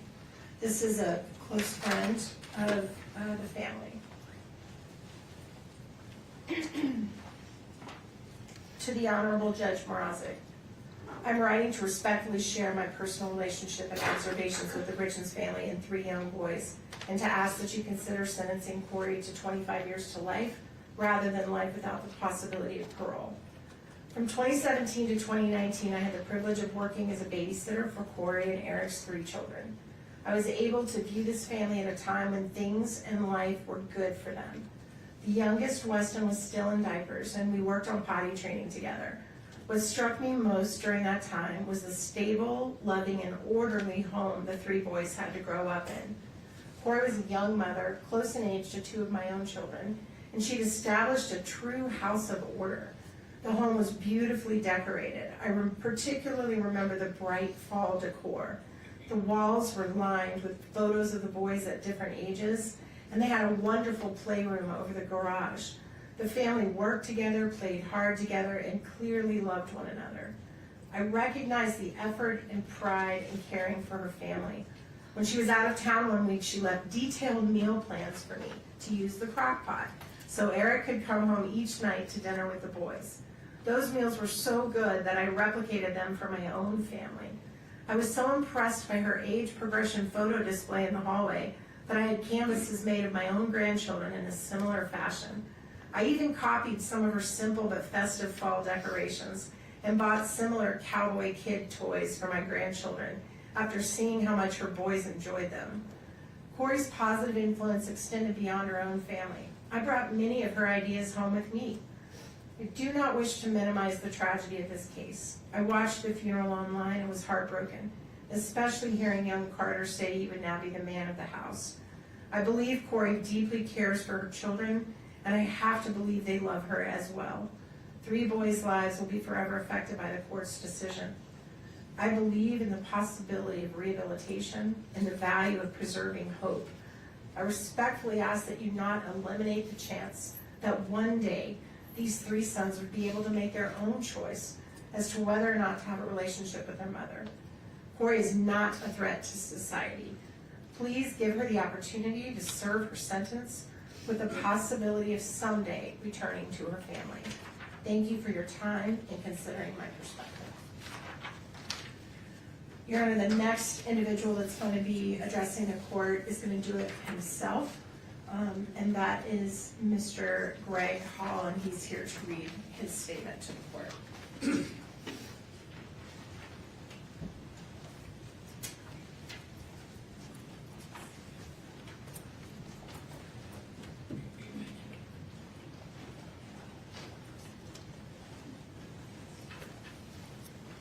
Sir, please proceed. Good morning.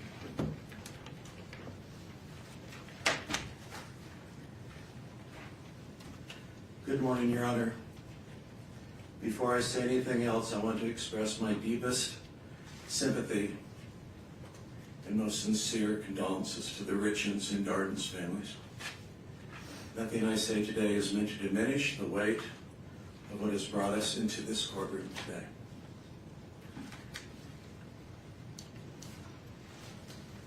My name is Greg Hall. I have known Kouri for over 7 years, both personally and professionally. And we have stayed in daily contact by phone, text, and in-person visits throughout her entire incarceration here in Summit County. I'm here today to share with you what I have witnessed firsthand about the person I know. In the years before Kouri was incarcerated, she made a habit of looking for people who were struggling. She not only volunteered for many years at children's schools and donated, but you heard about the 100 pairs of snow boots, but she also did follow-up to make sure that those children had clothes. She has volunteered at the soup kitchen for years and brought her boys along with her because she wanted them to teach them about service and kindness to others. When Kouri found out a neighbor had been diagnosed with cancer, she anonymously arranged for a massage therapist to visit her. When my own wife was in an auto accident, a care package showed up at our home. If a family was having a difficult time purchasing a home, she would offer to take little or no commission in order to help them. Please know that none of these things were ever done for recognition. They were done because all she ever wanted to do was good. Your Honor, what I would like the court to understand the most is that the goodness and kindness toward other people that defined Kouri before her arrest has not gone away since being incarcerated. When new inmates arrive frightened and disorientated, Kouri is the first to step in. She helps them get their footing in an environment that is unfamiliar and frightening to them. She's also tutored other inmates working to further their education. She has helped women who cannot read or write navigate through the system and draft letters to their family on the outside. When women in her unit receive bad news from home, she is the first to sit with them and comfort them. She has used her time inside to study, and she takes her studies very seriously. She has earned multiple degrees, including a master's degree since being incarcerated, because she wants to be of use to other incarcerated women who struggle with literacy, with their legal paperwork, and with the simple daily reality of being inside.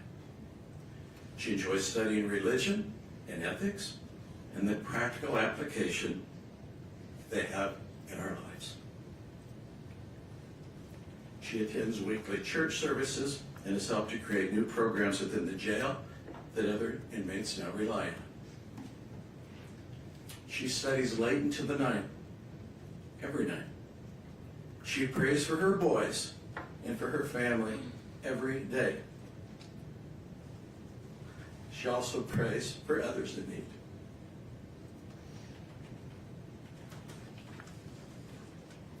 She writes to her sons, though her letters are returned to her unopened.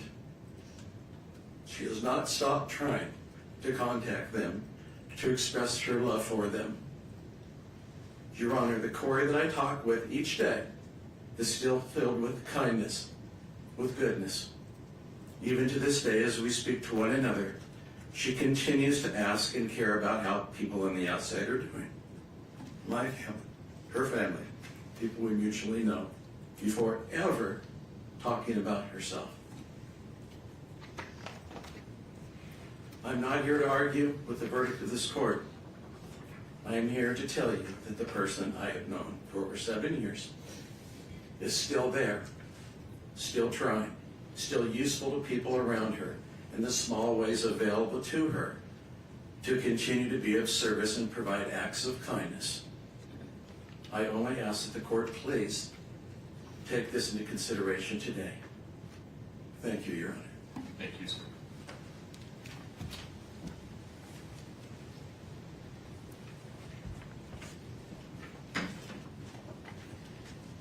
Your Honor, the next two letters are from individuals who are investors with Ms. Richins in her real estate business.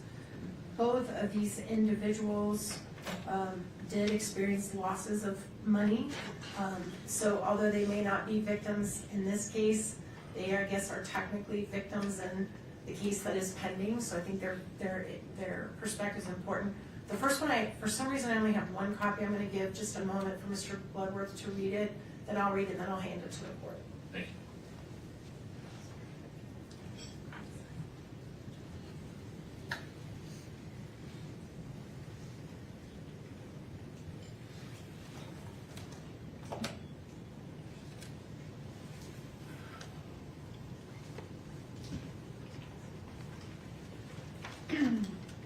Honorable Judge Mrazek, I'm writing to you regarding whatever sentence you need to impose on Kouri Richins.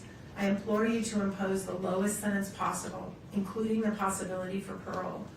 Due to the defense resting in this case, you and the jury only heard everything negative that could possibly be said about her from the prosecution, their witnesses, and the media.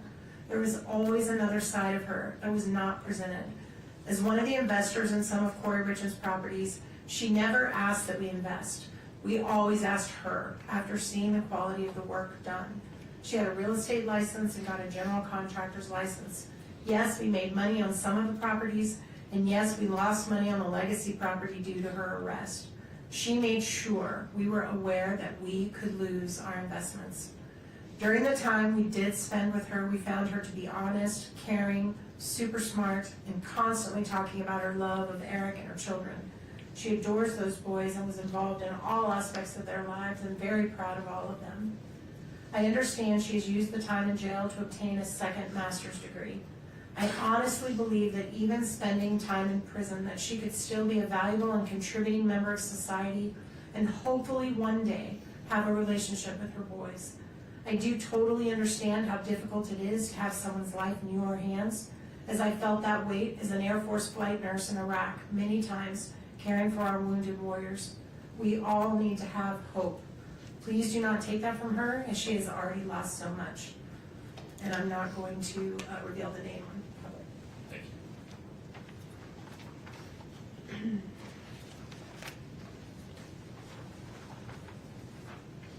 The second one is also an investor, Your Honor, that did lose a significant amount of money.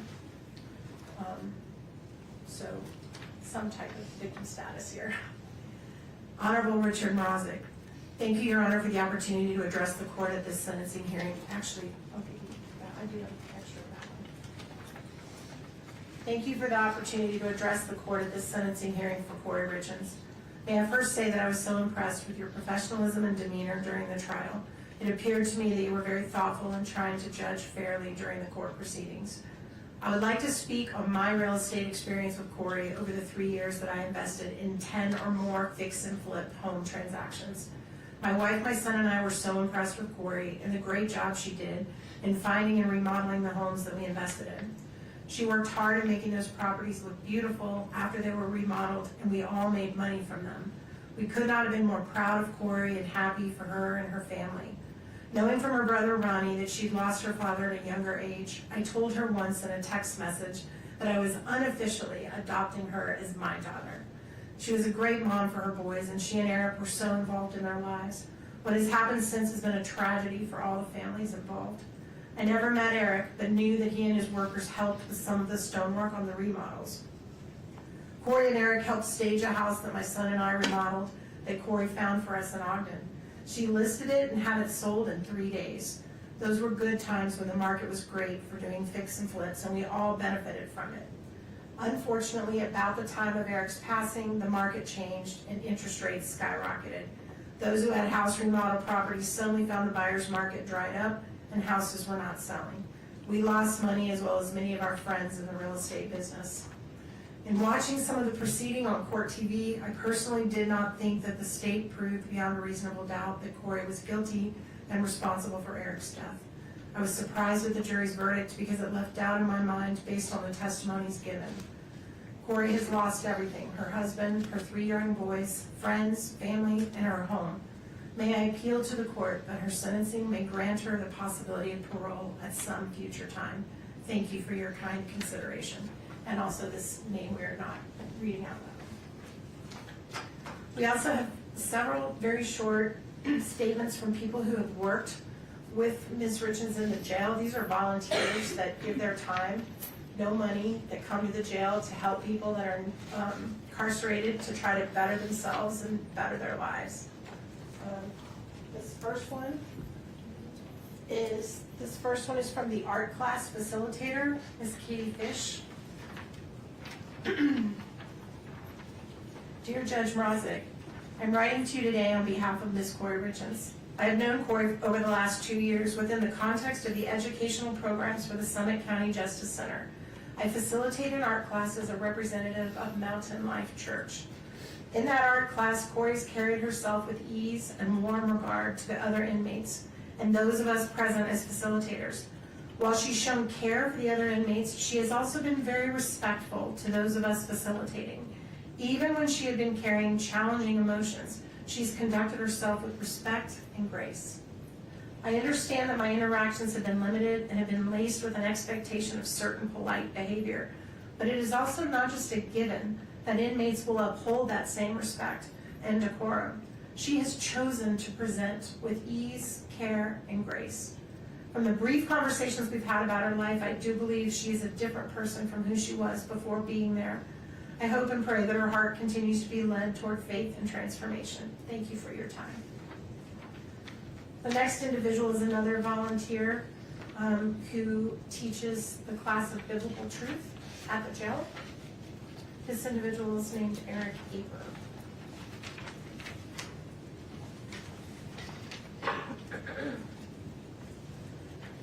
Dear Honorable Richard Mrazek, my name is Eric Marty Aper. Through Mountain Life Church in Park City, I've been a volunteer at the Summit County Jail for 8 years, helping to teach biblical truth to those incarcerated there and leading church services on Sunday afternoons.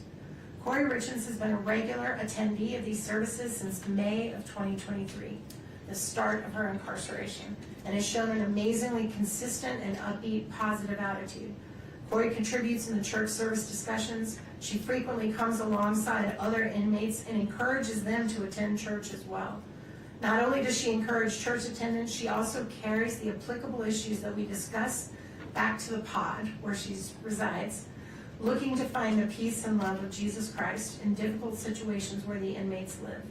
I have witnessed her kindness in talking with and encouraging fellow inmates that they can succeed in drug treatment programs, complete education programs, and work to overcome frustrations that come with poor decisions that end up with incarceration.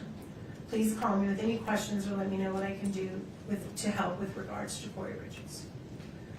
And then the last one is also, I believe, a pastor that leads church services.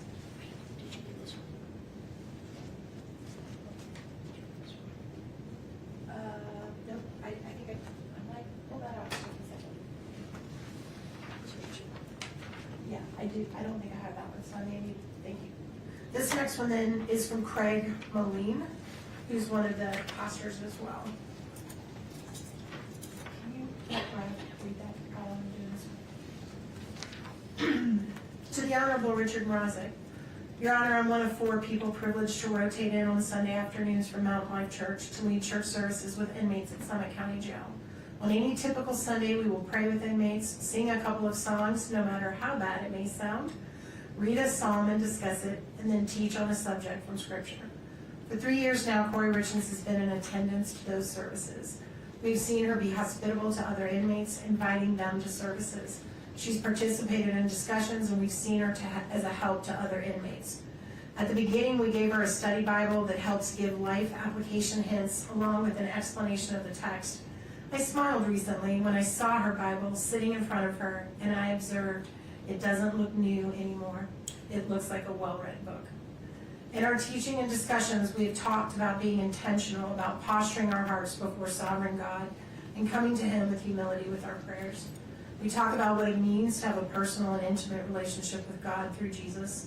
She has acknowledged her faith in Jesus and acknowledged she has felt His peace in rough times, what is often expressed in the Psalms.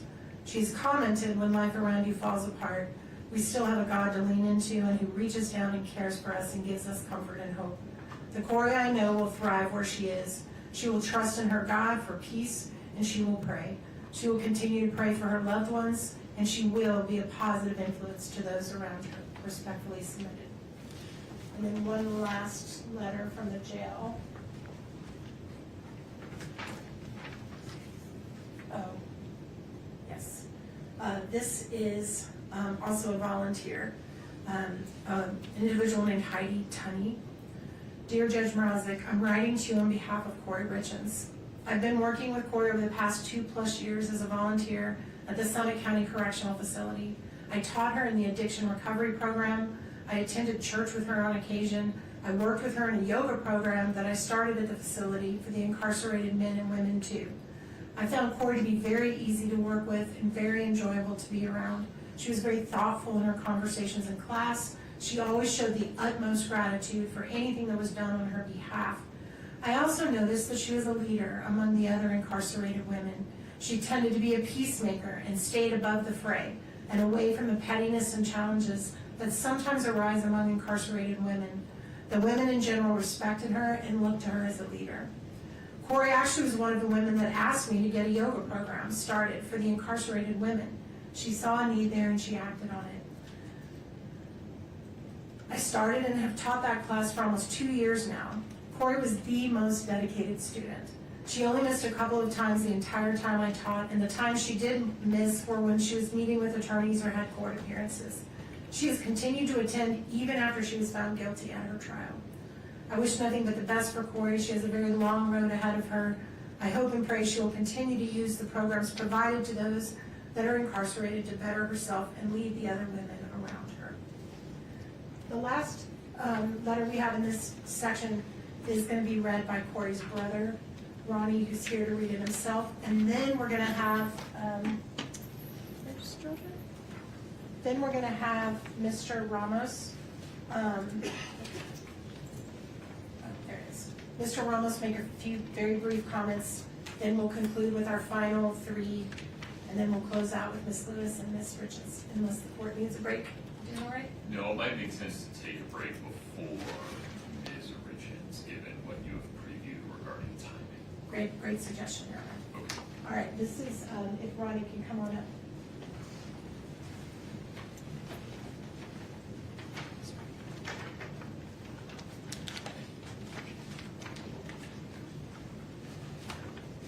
Good morning, Honor.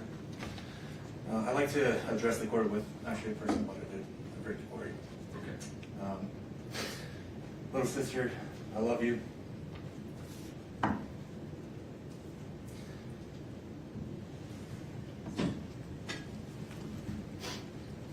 miss you. I miss our random banter. I miss our calls. I miss your constantly over-the-top positive attitude every time you speak. I miss our game nights. I miss Eric's stupid finger gun dance after we won a game. I miss our holidays. I I miss you sending the boys to wake me up on Christmas morning. Way too early after we've stayed up way too late preparing Christmas for them so that it'd be absolute perfect. I miss our Sundays together. I miss arguing with the boys about who's better, Messi or Ronaldo, Brady or Rogers. I miss our backyard games. I miss me and the boys running all over you at sports in the backyard and Eric getting mad because you weren't competitive enough and you were really just out there to have fun and laugh. I miss you constantly luring me into your newest ideas and getting me excited about them. I miss vacationing. I miss family volleyball. I miss playing Madden and FIFA with Eric and the boys. I miss your stupid goats. I miss the soccer games and the celebrations we created for the boys after they scored a goal. I miss Carter's smile and his obsession with goat videos. Ashton's freckles and his competitiveness. And Weston's baby blues and tenderheartedness. I miss hearing them say Wani and playing catch in your living room. I miss your family. I miss our family. I miss the life that was stolen.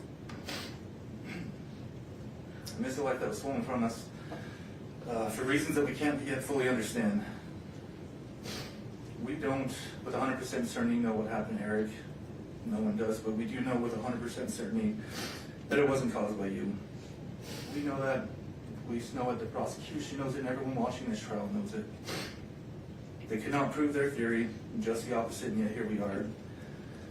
For some reason, unbeknownst to us, really bad things happen to really good people, Cor, and you were just really too good of a person, I guess.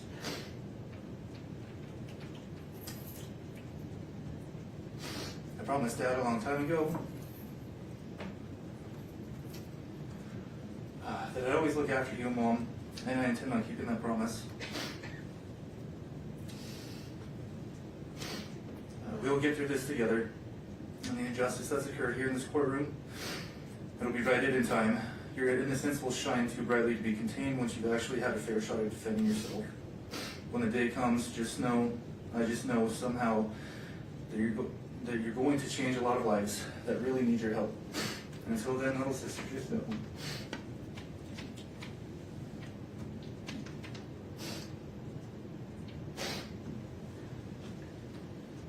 Just know that I'm right by your side, and I'll always be right here for you. I love you. Right, thank you.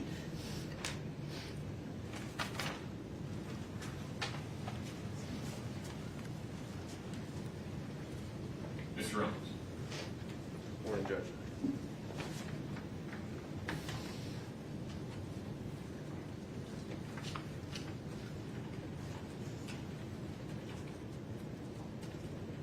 Your Honor, I want to maybe begin by speaking just plainly and honestly.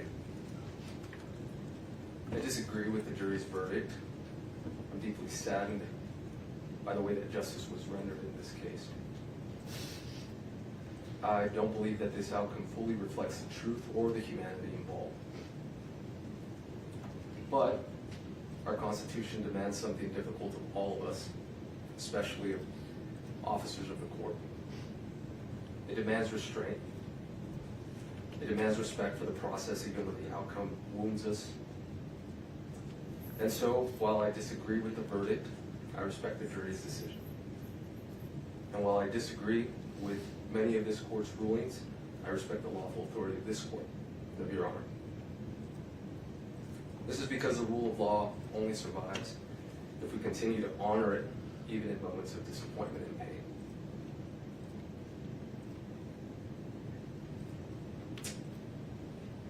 But as a Catholic, there's one authority higher than any courtroom, verdict, or government power, and that is God.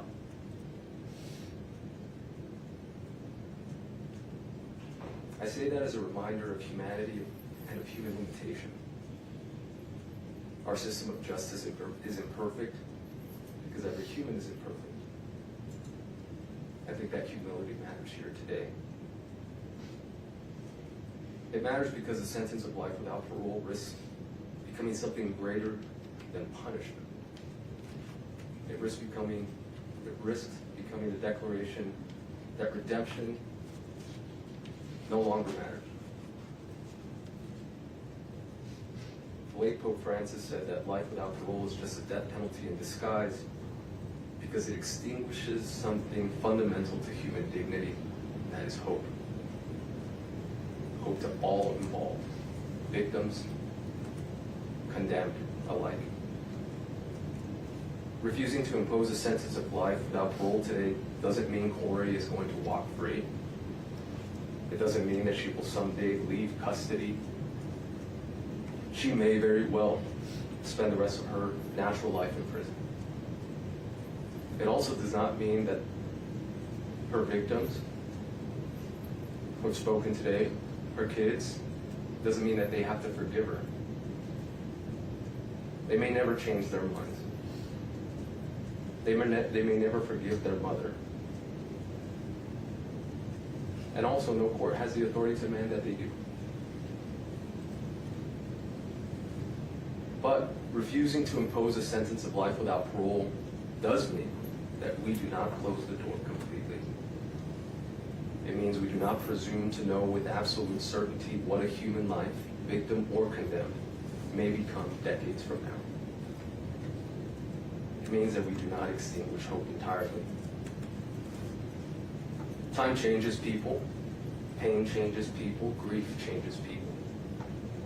Even victims and victims' families over years and decades sometimes arrive at places their present suffering could never foresee. Some discover forgiveness, some discover peace, some simply discover that healing and permanent condemnation are not always the same thing. And others don't. A sentence of life without parole assumes none of that human change matters. Not the change in the person condemned, not the change in those harmed. A life without parole sentence freezes every human being, victim and condemned, inside the worst moment of their life and declares that moment permanent.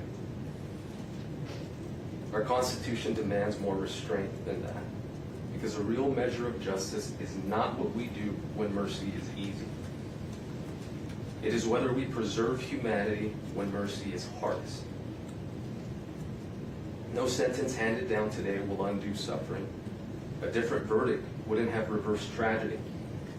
But there is a profound moral difference between saying you must be punished and saying you are beyond redemption forever.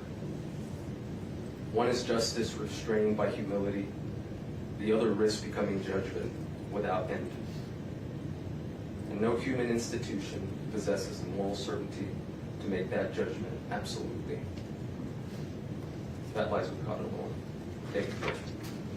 Thank you, Mr. Rose.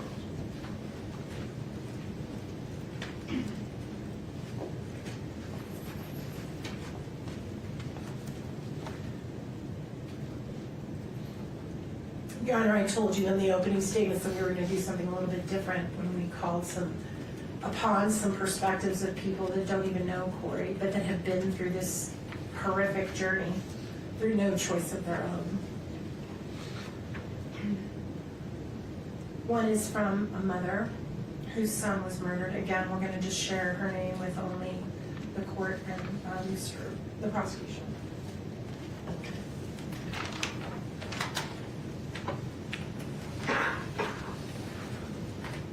Honorable Judge Richard Mrazek. I'm going to skip the names, including the name of her son. My son was murdered almost 30 years ago in a random act of violence. He was only 18 years old. The man who killed him was just a few months older. I know the kind of grief that changes your life. I have felt the despair, darkness, and rage that comes from that loss. I know what it's like to try to rebuild your life with a heart that will never be whole again. And I know what it feels like to believe that the only thing that will ease that pain is inflicting pain on the person responsible for never getting another day with the one you love. I grieve with the family of Eric Richins. I am heartbroken for them, especially his children. And I want to be clear that nothing I'm sharing today about the criminal justice system and its many failings should be taken as any sort of criticism of them and how they feel or act in their grief. But I feel compelled to share my perspective with the court because I wish I had known what might be on the other side of experiencing the grief of losing my son and trying to navigate the criminal justice process at the same time. And I don't envy the decisions you have to make. I only want to tell you a little of what one broken-hearted mother has learned, and that is that the criminal justice system needs more humanity. It needs more mercy. And I know this because of the man who murdered my son. Sending someone to prison without the possibility of parole should be reserved for the very rare, absolutely most heinous cases. Sending someone to prison without the possibility of parole is to decide they are irredeemable, that they are not capable of change, and will never be worthy of our trust again. It is a fate so bleak, I am not sure how anyone survives it, let alone do what my son's killer did. He went into the worst place imaginable and found a way to be a better human being. He spent the first 18 years of his adult life in maximum security. Those who are sentenced to life without the possibility of parole have few opportunities to participate in programs or work because resources are limited, and why would they waste them on someone who's never getting out of prison? The criminal justice system has gotten better and better at punishment. Mercy has almost been extinguished. We're supposed to find a balance. We're supposed to remember that these are human beings, and these decisions will ripple through generations, even strangers. I am afraid with the increasing number of people sentenced to life without even the possibility of parole, we've decided it's easier to throw people away than to try and help them change, or even allow them to try and make amends for their mistakes. Far too often we let our fear and our pain put the focus on punishment with no consideration for mercy. I did that. I wanted the man who killed my son to die. I wanted him to suffer. I didn't care what happened to him as long as he never got out of prison. But as much as I know about pain and loss, I know more about hope and forgiveness. And that's thanks in part to the man who killed my son. He was sent to one of the worst places in the world and became one of the best people I know. Nearly 20 years after my son's death, I received a letter he wrote, expressing his sorrow and his remorse. His apology helped me heal, deepened my forgiveness, and created a bond that continues to bless the lives of many people. I know that every case is different, but I also know the power of hope. I believe in second chances. I believe a life sentence imposes punishment without destroying hope. My personal hope for Kouri is that she does what that individual did, that she finds a way to become a better person no matter what. I thank you for taking the time to read this letter. I know it's a heavy burden to make this decision. I express love and support to those involved and pray we'll all be better to each other. And then I also would have one more, and then we have someone who's going to testify on WebEx. Speak on WebEx, not testify, sorry, speak on WebEx. This is very short, Your Honor. It is from a former prosecutor that imposed these types of punishments. Thank you so much. Also, I'm keeping his name private.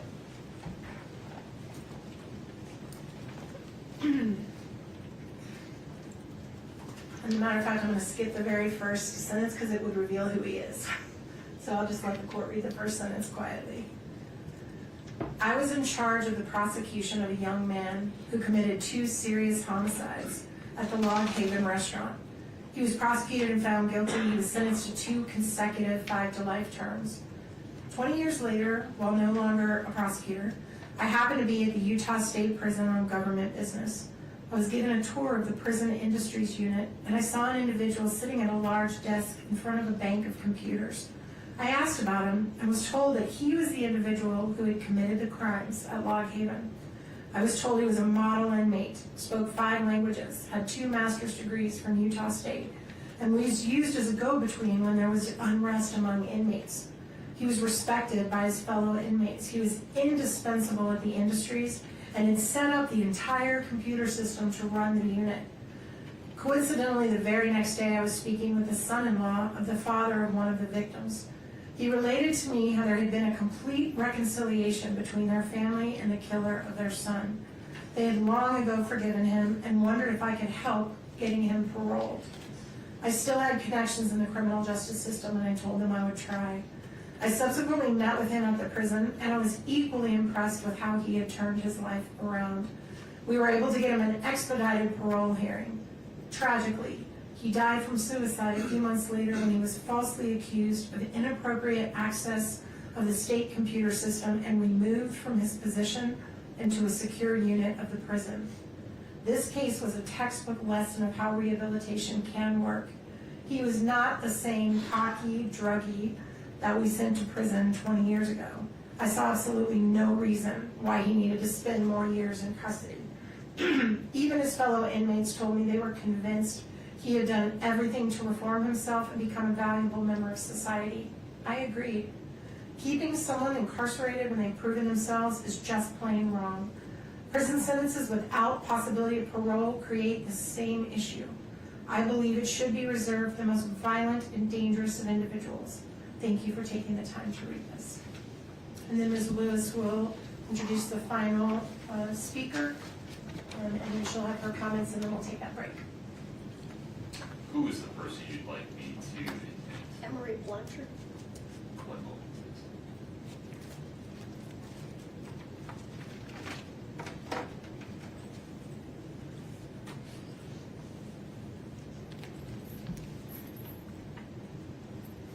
please. Emery, if you'd please unmute your audio, I'd appreciate it. Are we able to see her? Oh, my apologies. Thank you.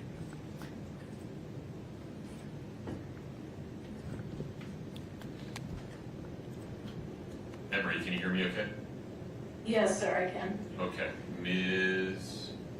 Lewis is going to make an introduction, and then you'll be free to make your statement. Emery Blanchard understands what no one else in this courtroom understands. What the three children of Kouri are going through.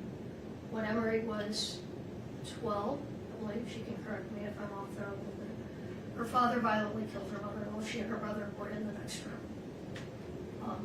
He was convicted, and it was, the state was seeking death, but ultimately he, at that time, when the jury couldn't decide unanimously on death, he was sentenced to life with the possibility of parole.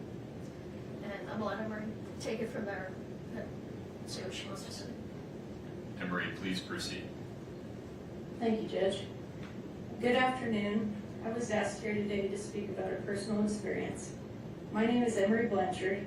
I grew up in Park City, and in 1995, when I was 13, my father murdered my mother, Patty. It was a brutal and premeditated murder, and I was in the house when it happened and witnessed it. It was a death penalty case, but my father was sentenced to life in prison with the possibility of parole. At the time, I wanted him to go to prison for a long time, and I didn't want to see him again. I was afraid for my life and safety as well. My mother's parents and uncle raised me. We would refuse phone calls from the prison, but my family collected every letter he sent and saved them in boxes, just in case I ever wanted to read them. In a short 4 years, when I was about to turn 18, I decided I wanted to see my dad. I had questions regarding the murder that I needed answered for my own mental health. My amazing grandmother offered to take me to the prison while I was a minor if I wanted to see my dad. I wanted to spare her from having to face the man who killed her daughter, so I waited until I was 18 and could go to the prison on my own. I didn't know if I would be fearful of my father, or perhaps even so angry that I might attack him. None of that happened. The moment I saw him for the first time in over 4 years, he simply hung his head and said to me, "I'm sorry." We both burst into tears and held each other. I felt safe and as whole as possible again in his embrace. Yes, this was the man who killed my wonderful mother, but at that moment I realized he was still my dad, and I still needed him. The next decades were good at times and very hard at times. Many years I visited my dad often in prison. Some years were exceptionally hard for me, and I chose not to see him at all. I experienced a full range of emotions, and all of them were valid. I knew for my own health and peace, I had to learn to let go and forgive. No easy task, but this is when I truly mastered empathy and compassion. My father served 25 years until his first parole hearing. I was for parole, but nevertheless, he was denied and given another 5 years. At his age, I knew it was a death sentence, and it was. Just last year, after 30 years of incarceration, he died 4 days shy of his 81st birthday. My second worst nightmare came true, the first being my mom being murdered. I was not able to see him while he was dying. There was no compassionate release. Some may say he deserved that, and maybe he did. I can tell you that no amount of time served ever made this situation right. 20 years, 30 years, and even death. None of it can bring back my mom or repair the immeasurable damage that he caused me and my family. Once 20 years had passed, my grandmother even said to me, "It's been long enough. You want your dad." I wanted my mom, but I did still have a living parent, and I needed him. I don't tell you this story to tell you how to feel or that I understand how you feel. I'm offering that hearts and feelings can change over the years. To honor my mother, I'm a victim advocate who supports people in domestic violence situations, and I now help people with PTSD heal at my ranch in southern Utah using nature, horses, and farm animals as teachers. I teach compassion for humans and animals alike, and I found a way to turn my pain into purpose. But I will tell you honestly that life is still hard, and losing both of my parents at that young age harmed me greatly and left me with a very sad and lonely heart. No amount of prison time made me feel better, and in the later years, my father's incarceration wore on me severely. What I will leave you with is this: hold tightly to the good memories of your father, and in time, perhaps your mother too. Cling to your family and siblings for love and support. Please let love reside in your hearts and not hate. I pray for your family and for your peace and healing, and thank you for allowing me to speak today. Emery, thank you very much. Thank you, Emery.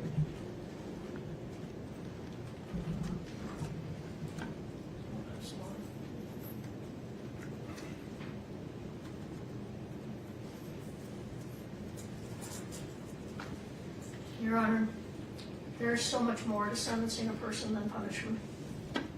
That is why in sentencing someone, the court must consider the totality of the circumstances, the whole person, and who that person is beyond their worst act. In their sentencing memo, the state cited to State v. Holland, which was a death penalty case.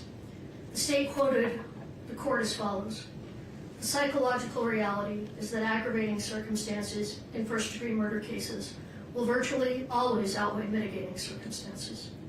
However, what the state left out is what the court said next, which was that the Eighth Amendment doesn't allow the death penalty in every case, and courts must take a long, hard look at the totality of the circumstances, the values of society, and the value of all human life. And though this is not a death penalty case, the same would apply to a sentence of life without the possibility of parole." Ms. Nestor spoke a little bit about what a life without parole sentence looks like. Locked down for 23 hours a day. If we treated our dogs like this, they would be taken away. Yet, this is how the state wants Kouri Richins to be treated. A sentence of life without parole is saved for only the most heinous of crimes. The state wants to place Kouri in that category. They say she is in that category. But this simply is not the type of crime that we typically see get a sentence of life without parole.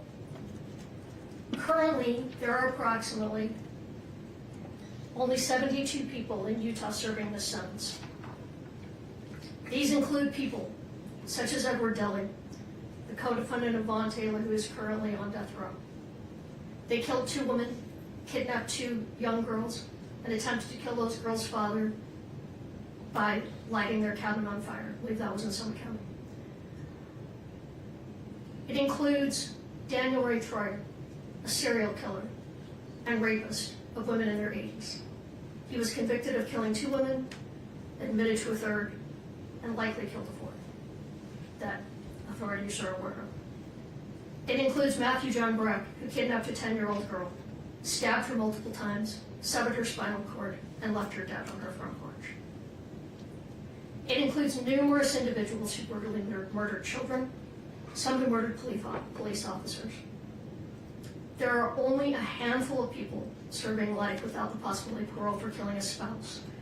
And in all but one of these that I could find, they killed more than just their spouse. They are individuals who killed their spouse and a child, or killed their spouse and someone else in the process. The only one I'm aware of who killed a spouse, and no other individual, is Craig Crawford, who set fire to the home of his estranged husband, leaving him to die in the fire. And then there are individuals serving sentences of 15 to life who committed arguably more heinous acts than what Kouri Richins has been convicted of. Eric Sampson abused his wife for 28 years, ultimately killing her in their St. George home, leaving her dead in their bed. He continues to maintain his innocence, and he's serving 15 to life. John Weston Erickson stabbed his wife to death in front of their 2 young children, also injuring his 7-year-old daughter, who attempted to wrestle the knife out of his hand, serving 15 to life. Joseph Castillo, his wife, stabbed his wife to death in their garage while his teenage son tried to stop the attack. These men are all serving 15 to life sentences. There are many more examples. Murder is the worst of all crimes, but to say that this particular case is the worst of the worst is simply not true. The state chose the evidence they put forth to obtain their conviction, yet they are not satisfied with what was presented in this court and to the jury, and instead they waited until 2 days before the sentencing hearing and publicly filed what can only be described as a character assassination, filled with unsubstantiated claims from unknown and unsworn sources who will never be cross-examined about these claims. The timing of this filing was no coincidence and left no time for our team to arrange rebuttal witnesses or evidence. Furthermore, it appears that the sentencing memo was not a so subtle attempt to get into the public eye evidence they elected to hold back from their case in chief, and then were precluded from presenting when Ms. Richins exercised her Fifth Amendment right to remain silent and submitted the case to the jury without putting on any evidence. To allow the state to use this sentencing hearing as a public platform to make new unsworn allegations untested by cross-examination or sufficient investigation would violate Ms. Richins' right to due process and would be contrary to the Utah Supreme Court's finding in State versus Limesick. I don't know if I'm pronouncing that right, but I have the site if you want it.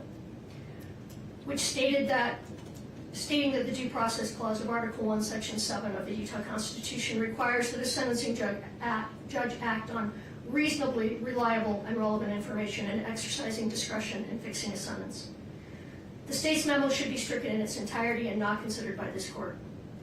Not only are the claims made by the state in their sentencing memo unreliable and irrelevant, much of what they argue is either misleading or outright false. I'm not going to go into everything that we take issue with, but I do want to point out a couple of examples. They state that DCFS supported a finding of emotional and physical abuse by Kouri against her oldest son. What actually happened is that DCFS made an initial finding based solely on reports. This is similar to a probable cause finding that then sends the matter to the juvenile court. The court, however, did not find that Kouri had abused or neglected her children. They found dependent but no fault. In other words, that the children needed intervention, but due to no fault of Kouri Richins, due only to the fact that she had been arrested.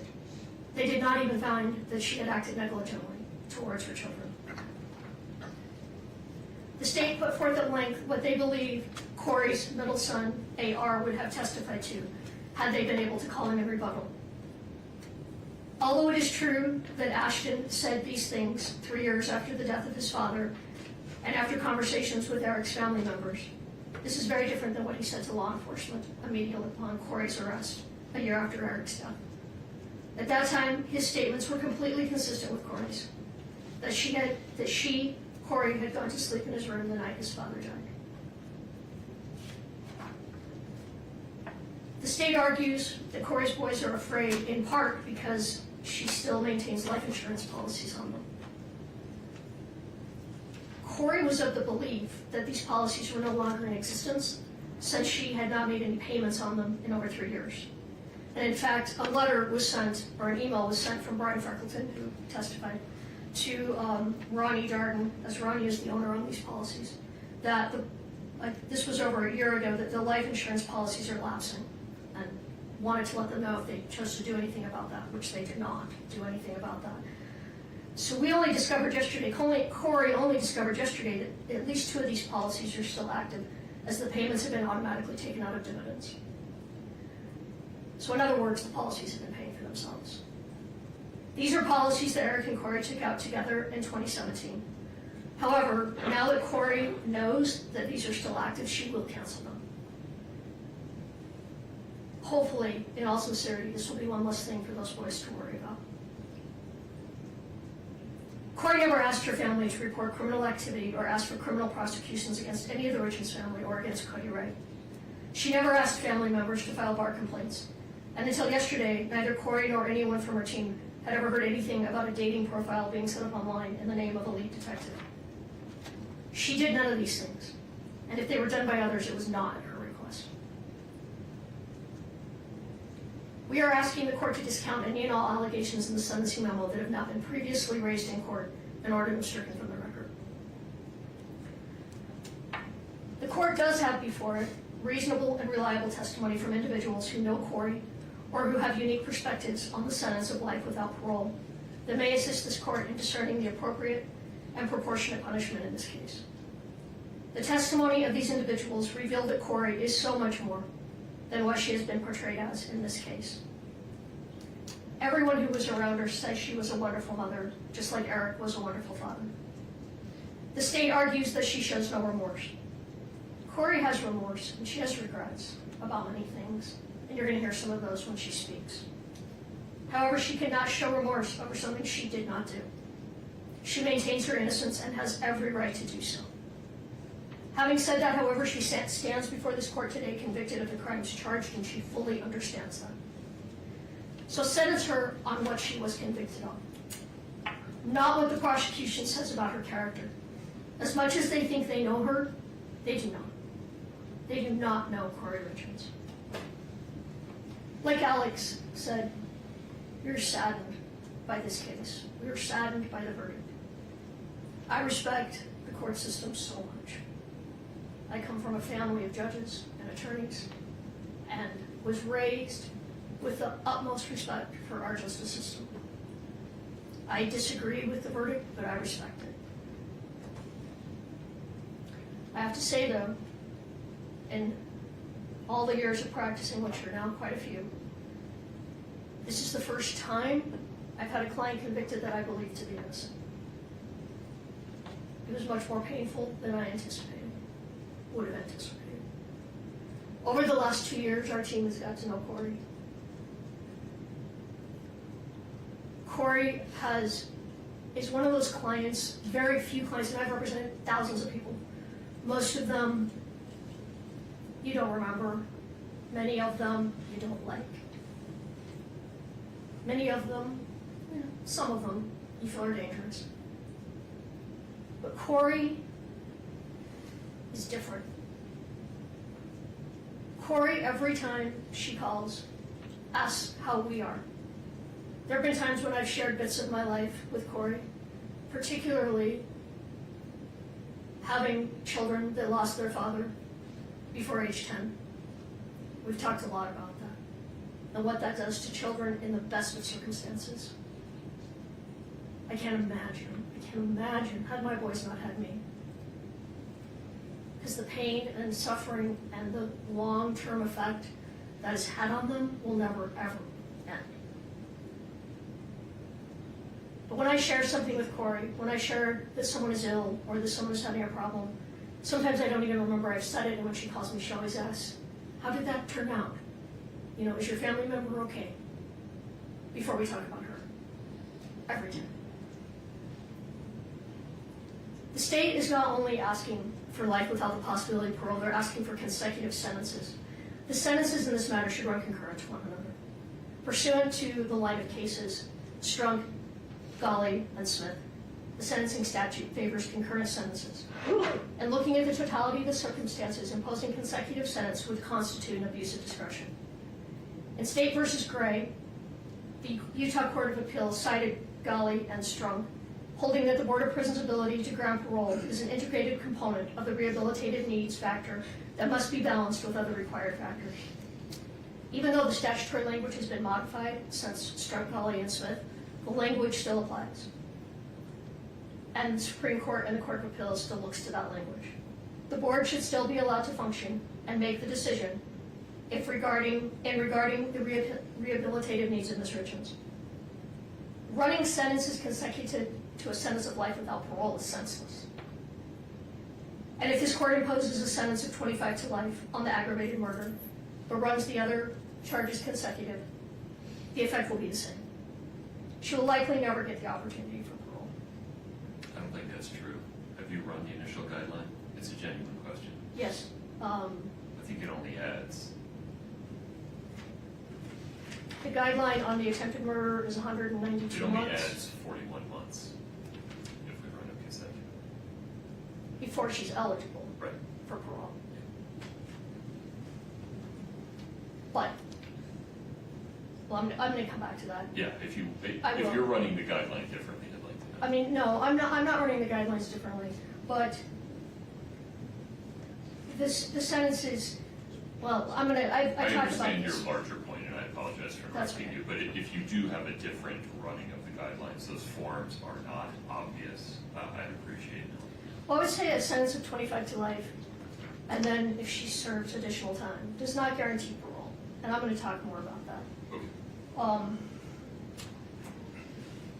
And it's almost unheard of for someone to be paroled at their first parole hearing on these serious offenses. And looking at the totality, there are mitigators. Kouri had no criminal history at the time of Eric's death. She was involved in positive ways in her community. She volunteered regularly. She headed up a sub for Santa every year. She was a friend, a daughter, and a mother, and excelled in these roles. She educated herself. She was involved in every aspect of her son's lives. There is no reason to hold her in prison for life. We asked this court to impose a sentence of 25 years to life.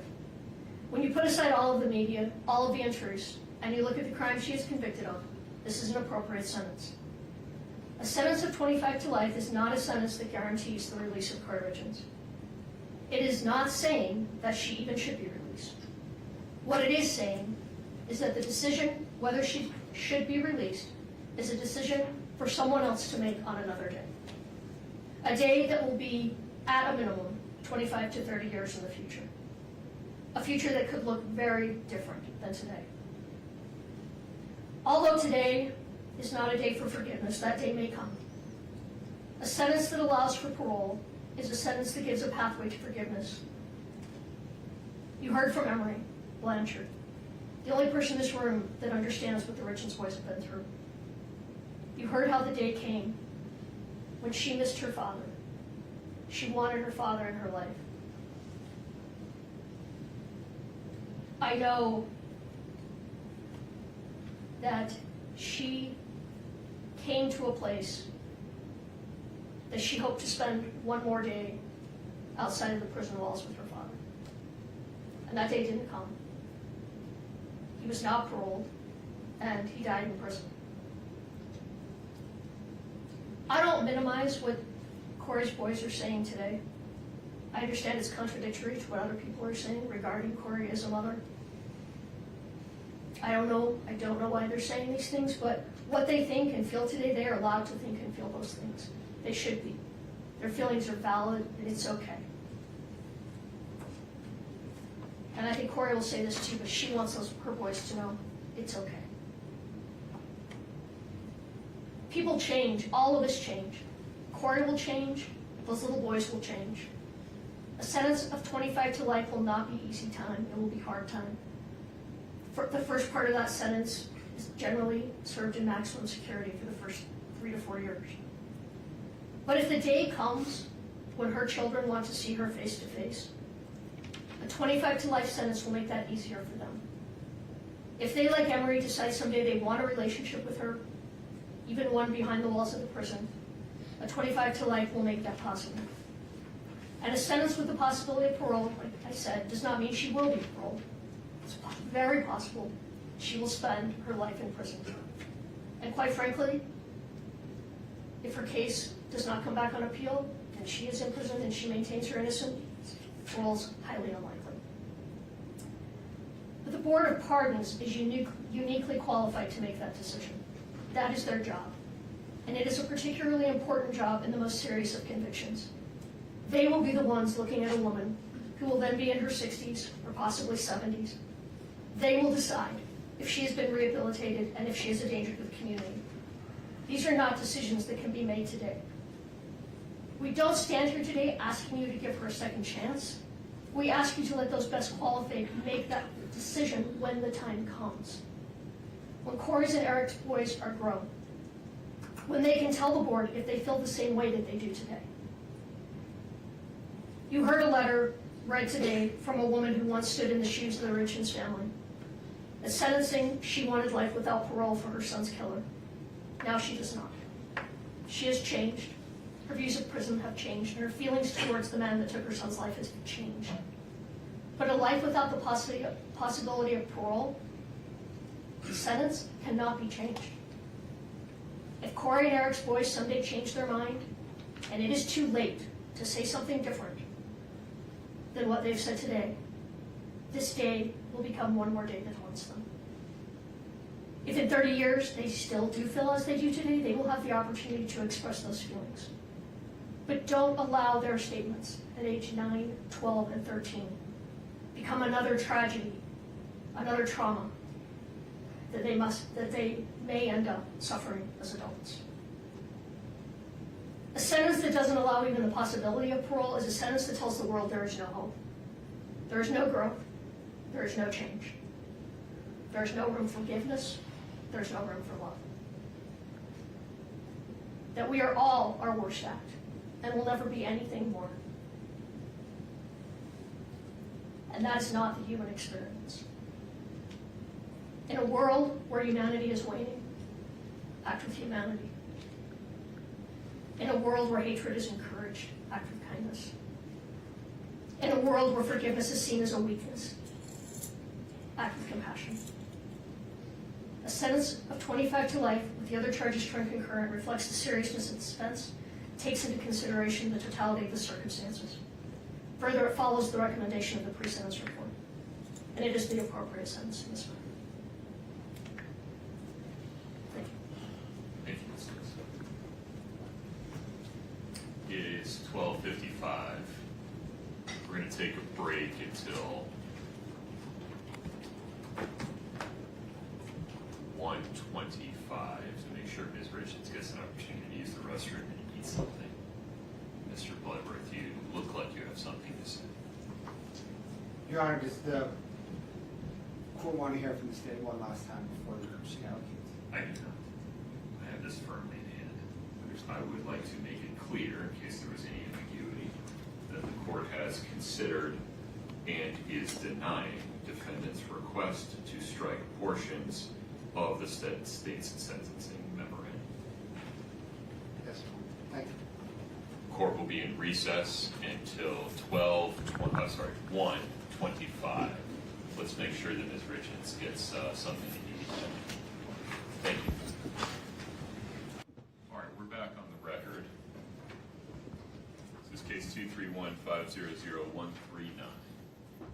Ms. Lewis, Ms. Nestor, anything further before we hear from Ms. Richins? No, Your Honor. Okay. I understand that Ms. Richins will like to stand at the podium, Yes, Your Honor. and you folks would like to join her. Yes, Your Honor. No problem.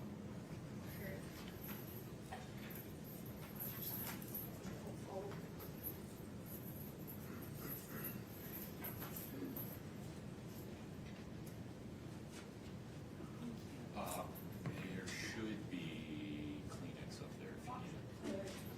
Mr. Do you want water?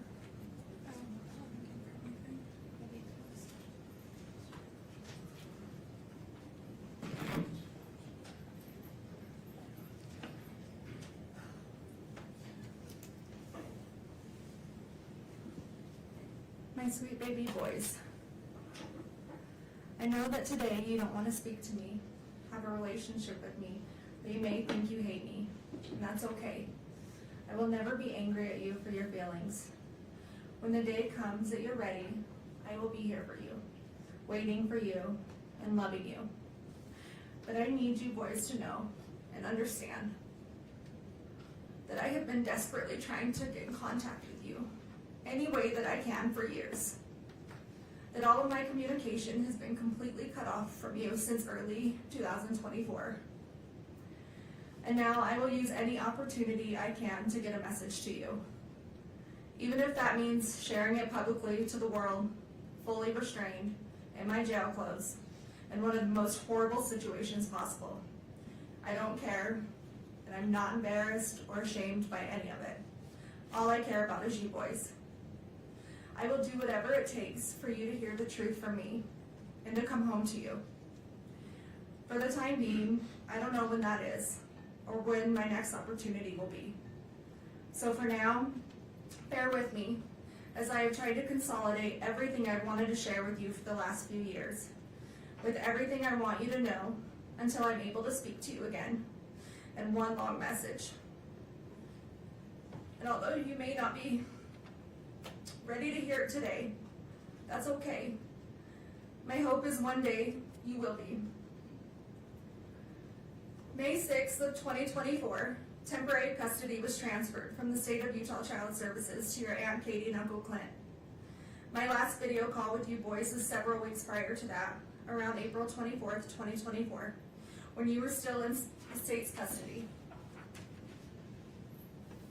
Once temporary custody was transferred to Katie and Clint, against my wishes, they cut off all of my communication between you boys and I. It was years before I would ever have a trial.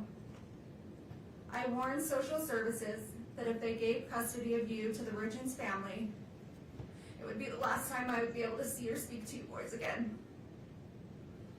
And your opinion of me in this case and wild allegations would soon mirror those of the Richins family. And that's exactly what happened.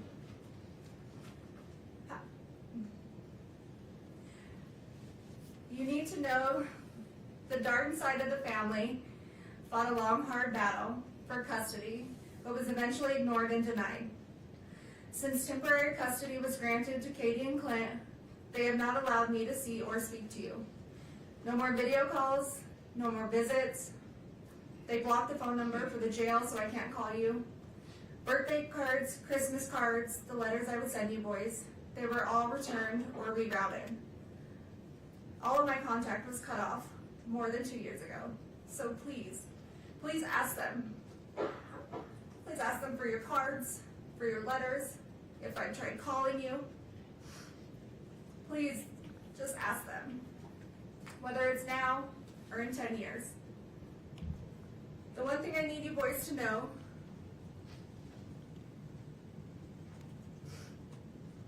is I did not abandon you. I did not just walk out of your lives one day to never return, to never call, to never show up. Regardless of what anyone tells you, I would never ever leave you boys. And I am so sorry if for even 1 second you thought that I did. If for even 1 second you thought that I didn't love you. Because that couldn't be further from the truth. You boys are my world, the reason I continue to wake up every day and fight to come home. You're my reason for living. I understand that you're in a difficult situation, mentally, emotionally, and physically. I understand you guys have been through an extremely difficult time this past 4 years. You should never have to deal with such tragedy, and I am so, so sorry that you are going through this. You boys have the right to be angry, and sad, and confused, feel in survival mode, have questions. All of this is completely valid. Your feelings are completely valid. And one day, when this is all over, we can sit down and talk about all of this and sort it all out. And I promise you boys, one day it will be over. I'm not perfect. I have succeeded and I have failed. As a person, as a wife, as a parent, we all do. I have done plenty of things I am not proud of. Some I regret, some I don't. Some I'm ashamed of, and some I'm not. I regret things I have done right in my life to later find out they were for the wrong people. I have said things I shouldn't have. I have done things I shouldn't have. Sometimes I haven't said what I should or not meant what I did say. There are things I can't change and long overdue apologies that I owe. There are would-haves and could-haves and should-haves. We all have them. We have all done them. And you boys will too one day, but in your own way. And that's okay. That's life, and we're human. Nobody is all good or all bad. We just get portrayed that way. You're going to succeed and achieve amazing things in this life. You're also going to make mistakes and fail at some things. But use those opportunities to grow and to learn. They do not define you, and don't ever let other people make you think that they do. We are not defined by our best or our worst moments. We fall somewhere in the middle, ever evolving, and you boys are ever evolving. Secrets diminish self-respect. They lose trust. They make us lose ourselves. I fell in love with someone who wasn't your dad. Your dad fell in love with someone who wasn't me. I did things behind your dad's back. He did things behind mine.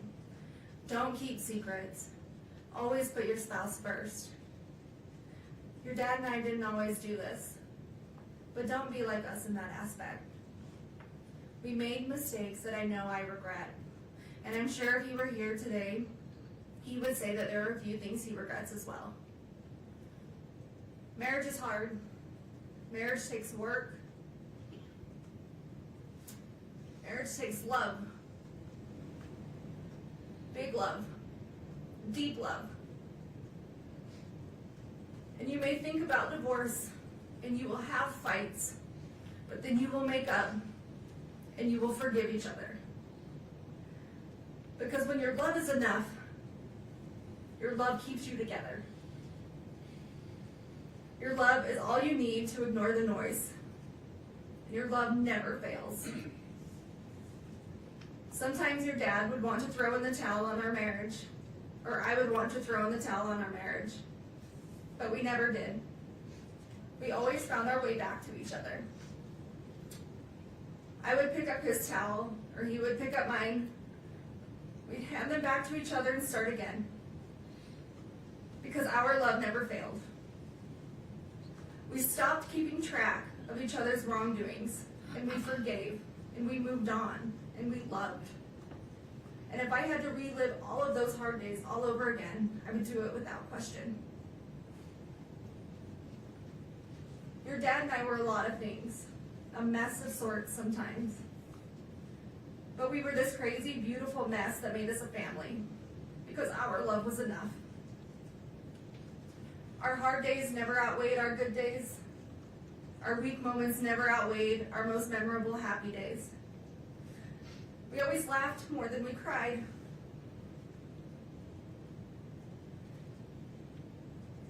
We failed at some things, but we never failed at loving you boys.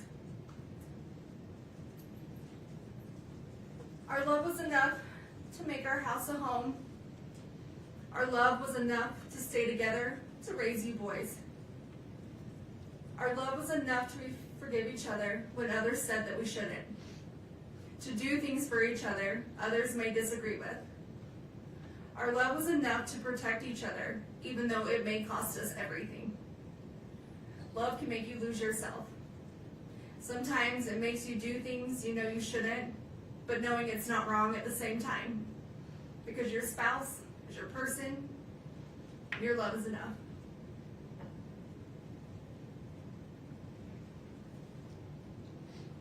One day, you will meet someone and fall in love and understand that just your love is enough. Enough to withstand everything else, the noise of the world, the obstacles, the trials of marriage, the heartache, bad choices, forgiveness. You will understand your love is enough, and your love never fails. Don't worry about what others think about your relationship. Don't worry if they would do things differently. You just love. And you love big, and you love deep, and you protect your love. Your dad and I didn't have it all together. Together, we really did have it all. Because we had you three. Don't let anyone choose the direction of your life by their opinions and their judgments. Being able to hold yourself together in the worst of situations doesn't make you emotionless. Separating personal and business life and emotions doesn't make you unreasonable. Resentment can get the best of others. Don't let it get the best of you. People will always have a lot to say about lives they've never lived. Live your life the way you choose to live it. Just be safe and be healthy and be happy. That's all that matters.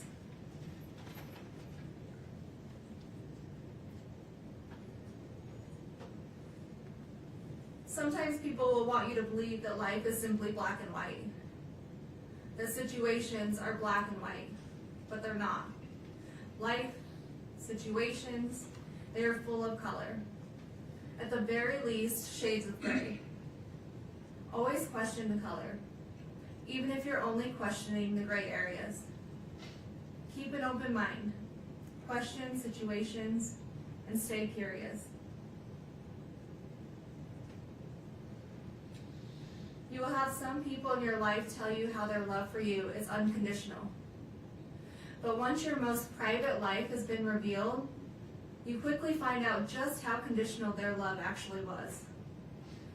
Choose the people you hold close to your heart wisely. And always be the friend that walks into somebody's life when everyone else chooses to walk out. Always remember, the only people you owe your loyalty to are those people who never made you question theirs. Every day you wake up, you get a second chance at life. To do whatever you want. Be whoever you want. To succeed in all your dreams. Take the day and run with it. It's a blessing. Don't take it for granted. Sometimes you'll have hard days when all you want to do is count all the ways things are going wrong or have gone wrong in your life.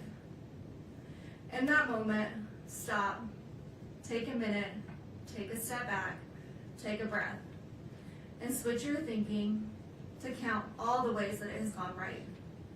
All the good that has come to you, boys. All the grace, the blessings, and the love. Remember that anyone can give up on something. That's the easy way out. True strength comes when everyone is expecting you to fall apart, but you hold it together, persevering through the hardest of times. Always persevere. Always prove them wrong. Because you boys don't give up, and you boys will never quit.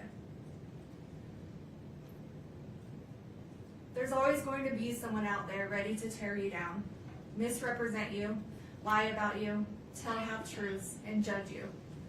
They will judge you on decisions you do or don't make, what you did or didn't do, what you did or didn't say. They will take out of context and twist your words. They will judge you on your emotions or the way you grieve. You may show too much emotion, you may not show enough. They will tell you you're not grieving correctly, you're too angry, you're too sad, you're holding it together too well or not well enough, or maybe you're too ambitious. They will judge you on your demeanor, if you cry, if you don't cry, if you don't do anything at all. And all of this will get misinterpreted into something that it's not, formed by the opinions of who's ever creating it. And then silence is also too often misinterpreted and misjudged. But when people behave that way, it has much more to do with them personally than it does you. Everyone's entitled to their opinion. It doesn't make it true. Remember who you are and what you stand for, the truth, and ignore the noise. Ignore their noise. Ignore their egos, their entitlement, and their biased judgment. Those who abuse the power and the positions they hold will have a higher power to report to one day, and that higher power holds the final truth, their final truth. Don't ever let someone tell you how to show emotion, how you're supposed to react to any given situation. Don't care what others think about you, what others say about you. Just let them talk. Just be you, be yourself, be authentic, be genuine. Because those who truly know you, who truly love you, is all you need.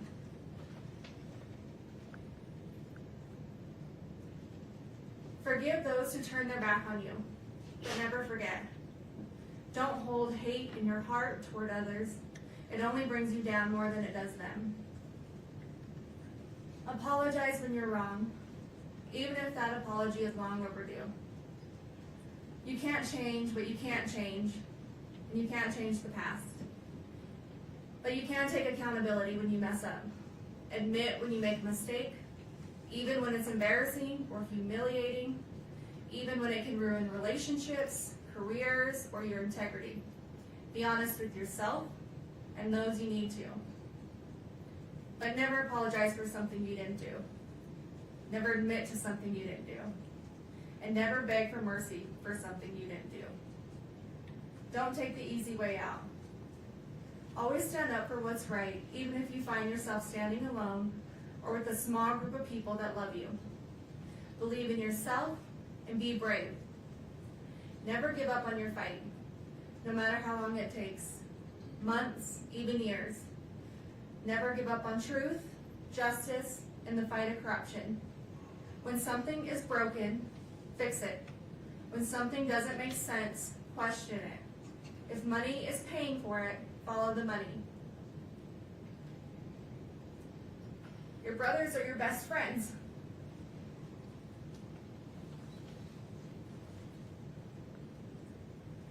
Your dad and I raised you boys that if you cared about nothing else in this world, you care about each other.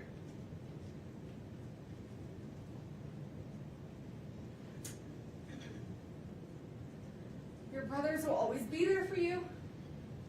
They will always be your brothers. You love them, you protect them, you take care of each other. You support each other, you help each other, and you trust one another. You be loyal to one another, and you keep each other safe and healthy and happy. And you stay together no matter what.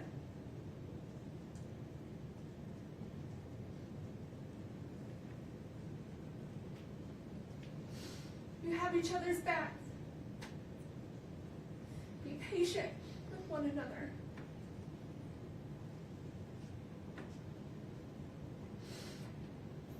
Don't keep track of wrongdoings. Let them go. Forgive. Move on. Show compassion, empathy toward each other. And never go a day without telling one another you love each other. Because you are never too old, or too cool, or too busy to love each other.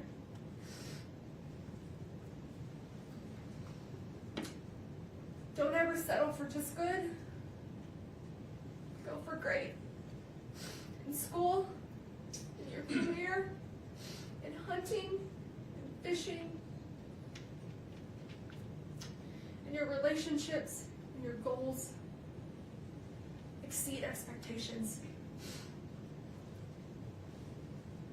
Be like your dad. Be generous. Be charitable. Stay humble. Give when you have too much. Give more than you take. Help when others are in need. Serve your community. Be like your dad. Never stop learning through education, through people, through travel, culture, through business and friends, from your success and achievements, from your mistakes and failures. Be like your dad.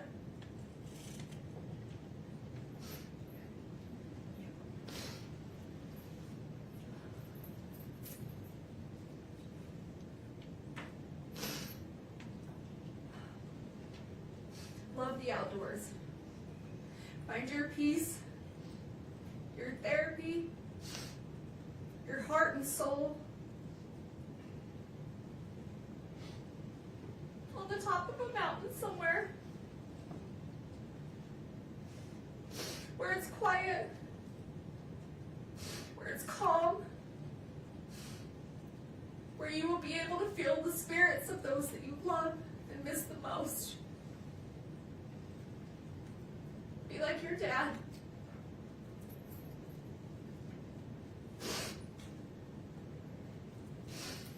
Laugh.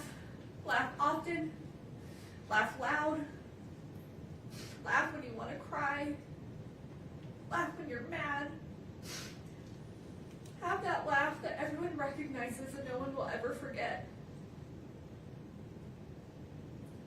Even when you're gone. Be like your dad.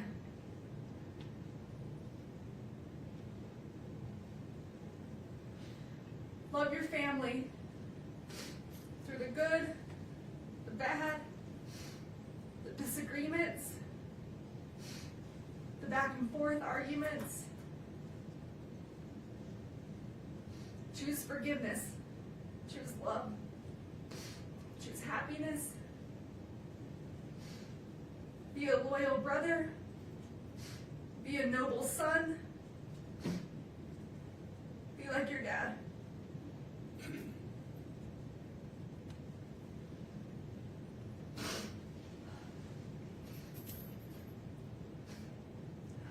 Have the hobbies that bring you excitement and joy, that give you a break from life, but build your life full of people and family who you love and that love you. Build a family that makes you happy to come home to every day, with a career that makes you hold your head high.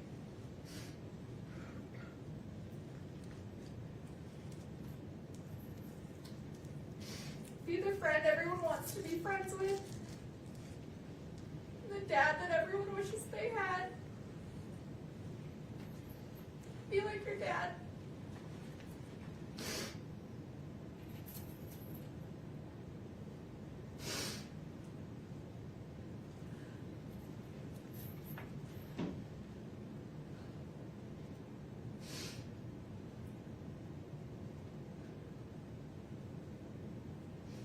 As your parents, your dad and I wanted to give you every opportunity or choice that we didn't have.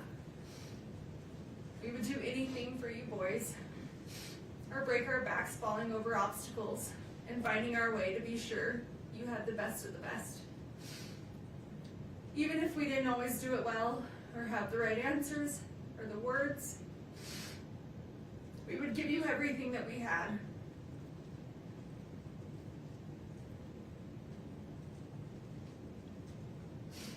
But the one thing I can't give you boys are the answers that you want the most.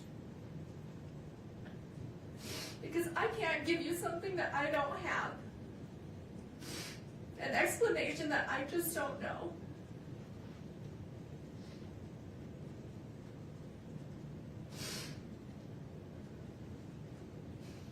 I've never lost a son. I've never lost one of my brothers, a nephew, or a best friend.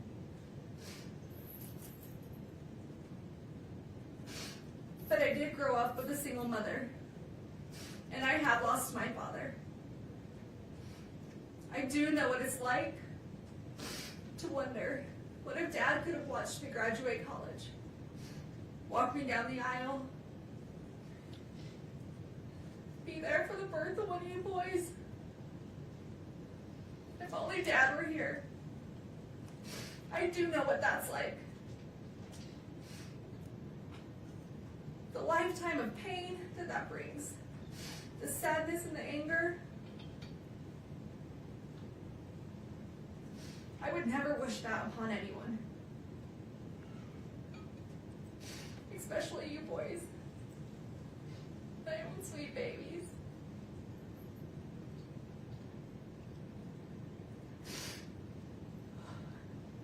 It's a lifetime of what ifs and if onlys. an empty hole in your heart where your dad's supposed to be. He's supposed to fill. He's supposed to walk through life with you, with us, with our family. I do know what that's like. So murder, an attempted murder, 4 years later, and it's still hard for me to say those words out loud. They get caught in my throat. I turn my stomach, and I try to avoid them as much as possible. Because it makes me physically sick to think about. But still to this day, I can't believe this is real sometimes. That this is our life. That this is my life. Convicted of taking one of the people out of my life who filled it the most. My husband, father of my children,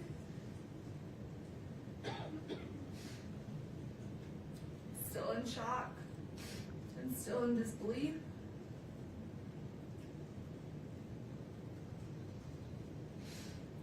Accused and now convicted of such a heinous crime. Potentially costing me to never see you boys again. We just lost both of their parents.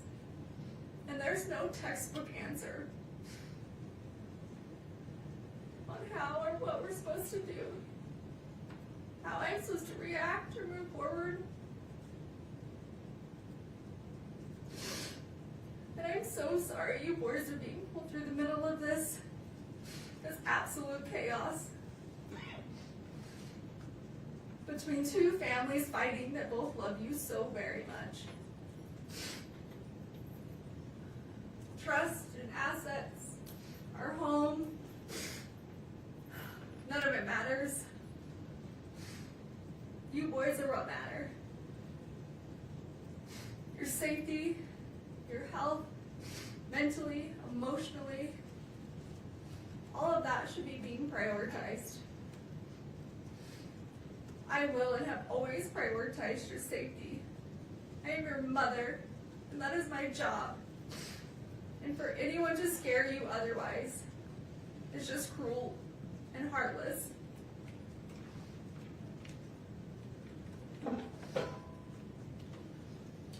I'm sorry that 8 people from a jury who have never met you or me or our family had the right to determine our future. And they did that in less than 3 hours. In a perfect world, there might be justice. But in a perfect world, nothing ever goes wrong. Tragedies don't happen.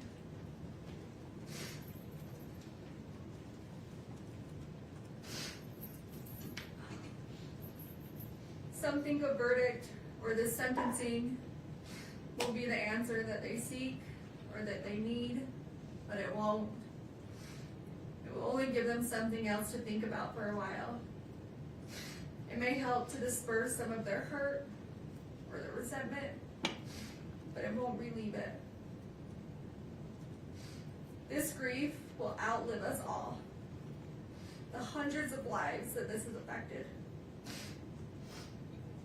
The lifelong trauma you boys have suffered this last 4 years will outlive us all.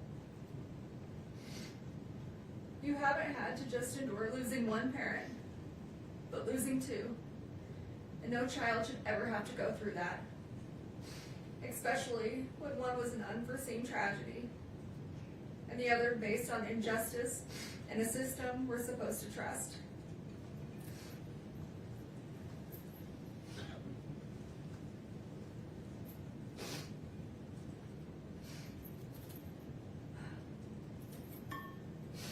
Your dad's memory will always be the kind that's a physical hurt. The tightening in your chest when you think of him. Particularly on days like today, his birthday. because he was so loved that no verdict or sentence will ever be able to release that kind of suffering. I'm broken without your dad. I'm broken without you boys. God did not put me in this world to take a life. God put me in this world to give life, your lives. And I don't know who or what I'm supposed to be if it's not a mother. Your mother. And as much as you've been influenced into thinking that Dad was murdered, that I took your dad from you, that is completely wrong and an absolute lie. And the thought of that is still as absurd today as it was 4 years ago. And just because someone may not be perfect, that's a far reach for them to be capable of murder. To kill someone, our someone. Your dad was in physical pain. A lot of physical pain. And just because some people didn't know or didn't want to see certain things, doesn't mean they weren't happening or they weren't true. He would have never left us intentionally. And I would have never taken him from you, from us. He was the glue that held us all together, that made us, us.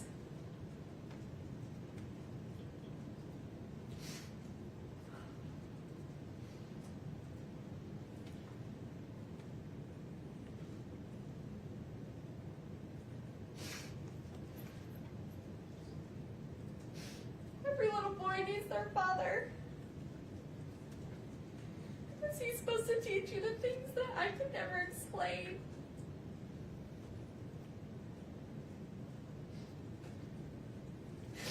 He's supposed to teach you and do things with you that only a dad can do.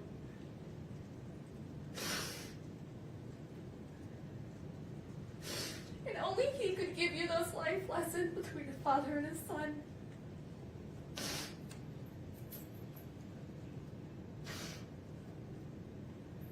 I would have never taken that from you boys. I know how much you need him, how much you loved him.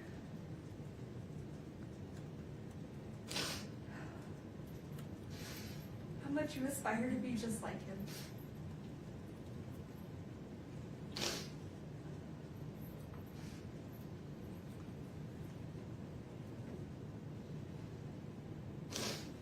And I would have never taken that from you. And I'm so sorry that I can't bring him back. For you, for me, for our family.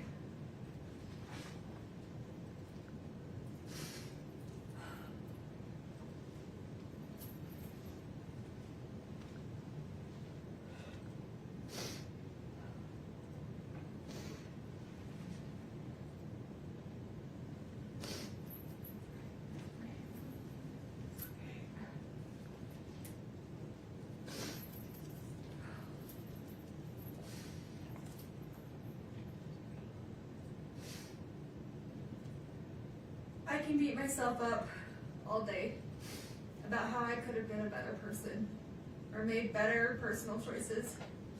And I can understand and accept you boys being upset about those things. But murder? No, absolutely not. I will not accept that.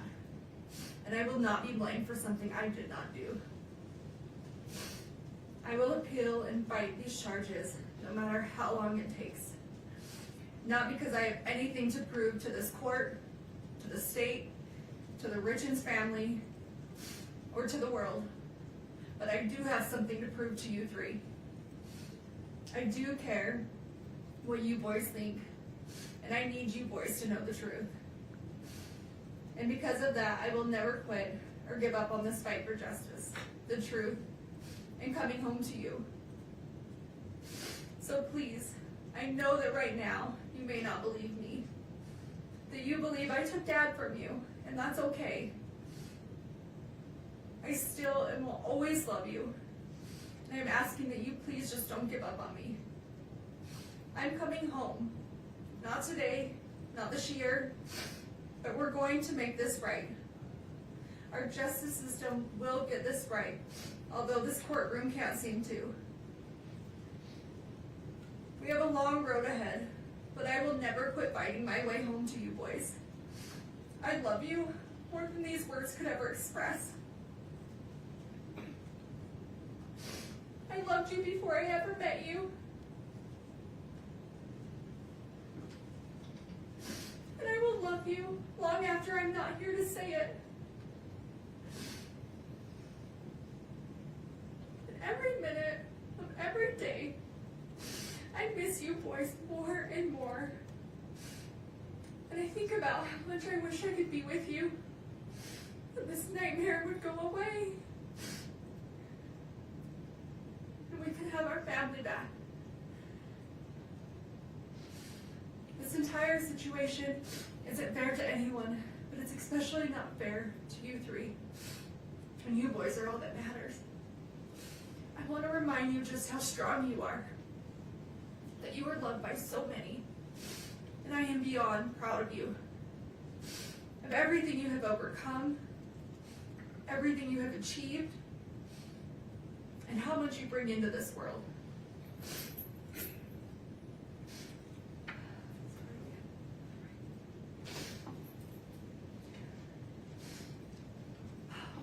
You boys have been through so much. And I wish I could take away all your sadness and all your pain. Tell you how much Dad and I love you, and that everything's going to be okay.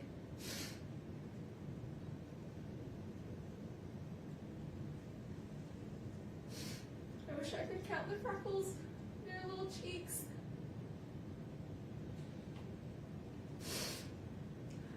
Read you books before bed. And help you with all your homework. I wish I could help you through your toughest nights. And hear your laugh through your happiest days. But for now, that's just not the way it is.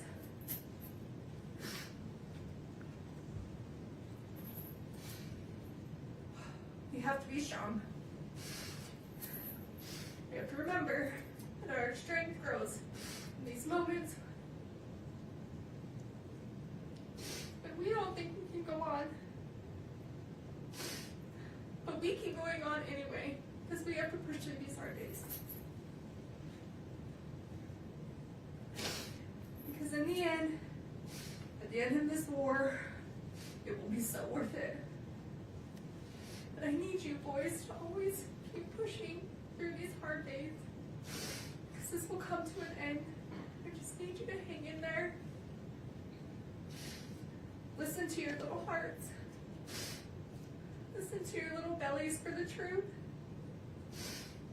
Before you were told who to be and what to believe, remember who you are. Remember who we are. Remember our family. I will continue to call you every day, even if my calls are blocked. Just so you know that I'm here. I've always been here. And I will always be here. My cards, my letters, they will never stop. I will never stop.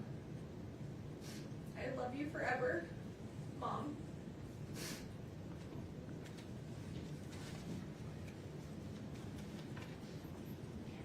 That's all right.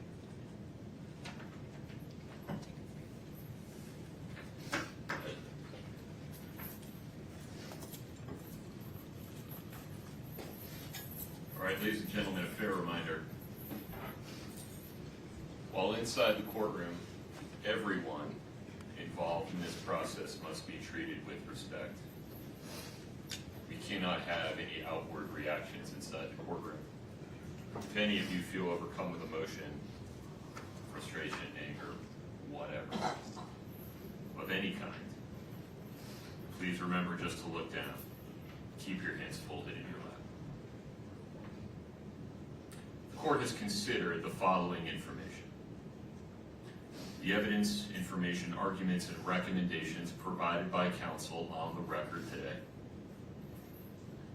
victim impact statements and other statements made on the record today regarding the appropriate sentence, and the pre-sentence investigation report as corrected on the record today, including the numerous statements attached to it.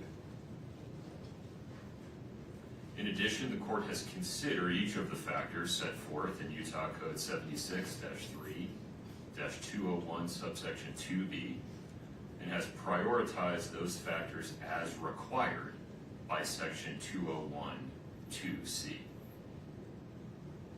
Having considered the gravity and circumstances of the offenses for which Ms. Richins has been convicted, the number of victims, and available information regarding the history, character, and rehabilitative needs of the defendant, the court hereby orders that the sentences on counts 2 through 5 shall run consecutively to each other and to the sentence imposed on count 1.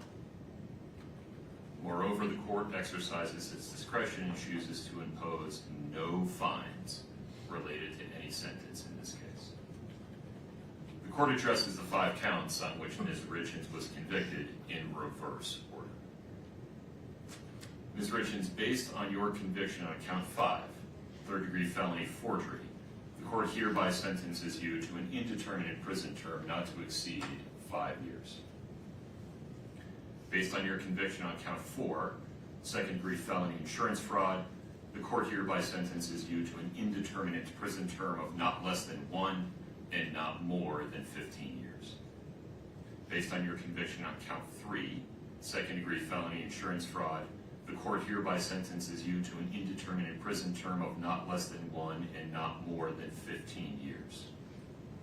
Based on your conviction on count 2, first-degree felony attempted aggravated murder, the court hereby sentences you to an indeterminate prison term of not less than 5 years, and that may be for life. Which brings us to the final issue, the appropriate sentence for count 1. Under Utah Code 76-3-207.7, there are only 2 options. An indeterminate prison term of not less than 25 years, and that may be for life, or life in prison without parole. And the law requires that the court consider each option. Under a sentence of 25 to life, and considering the effect of the 4 consecutive sentences, the time that Ms. Richins has spent in custody, and the current practices of the Board of Pardons and Parole, Ms. Richins would likely serve approximately 30 years in the Utah State Prison before receiving her first parole hearing. By that time, she would be 66 years old. Under a sentence of life in prison without parole, Ms. Richins would be in prison for the rest of her natural life, unless the Board of Pardons and Parole determines by clear and convincing evidence at some future point that she is permanently incapable of being a threat to the safety of society, at which time the board would have the authority to release her. Under either scenario, Ms. Richins will be incapacitated, meaning structurally prevented from harming anyone outside the Utah State prison system for at least the next 3 decades, and perhaps much longer. But the potential impact on the survivors of the tragedy created by Kouri Richins, most importantly, Eric Richins' 3 sons, is more difficult to predict. On one hand, if the court sentences Ms. Richins to life without parole, one or more of those young men may come to resent that the court eliminated any opportunity they might have in the future, decades into the future, to express an opinion as adults with substantial life experience about whether their mother should, for example, be allowed to die with dignity. On the other hand, if the court sentences Ms. Richins to 25 to life, one or more of those young men may spend the next 30 years questioning why the court failed to protect them from the prospect of the person who murdered their father being released from prison at some time in the distant future, perhaps when they have families and children of their own. The court's contemplation of how those young men may come to feel about today's decision some 30 years from now comes from a place of genuine concern for them and humility regarding the court's inability to predict the future. Sitting here today, it is simply not possible for anyone, not even those young men, to know how their view of this case may evolve over the next several decades. My hope is that every person affected by Eric Richins' death will, over time, find their way to a state of peace. As for today, the court's duty is to make a decision, a weighty, long-lasting decision based on the best information available today. And the bottom line is this: Kouri Richins was convicted unanimously and beyond a reasonable doubt of attempting to murder Eric Richins, her husband, and the father of their 3 children. And then, having failed in her first effort of spending the next 17 days not changing course, but doubling down, preparing to try again, and ultimately completing the act through the administration of poison. And for what? Money. All for pecuniary gain. A person convicted of committing that sequence of acts in that way and for that reason, and who causes the absolute tragedy that has befallen Eric Richins' sons and family. A person convicted of those things is simply too dangerous to ever be free. Accordingly, Ms. Richins, based on your conviction on count 1, first-degree felony aggravated murder, the court hereby sentences you to life without parole. You have the right to an appeal. You must file a notice of appeal within 30 days. You have the right to be represented by counsel on appeal. Mr. Bloodworth, anything further? No, Your Honor. Ms. Lewis, Ms. Nestor. Your Honor, we anticipate filing a motion for a new trial and would like a date set. We have a substantial record in this case.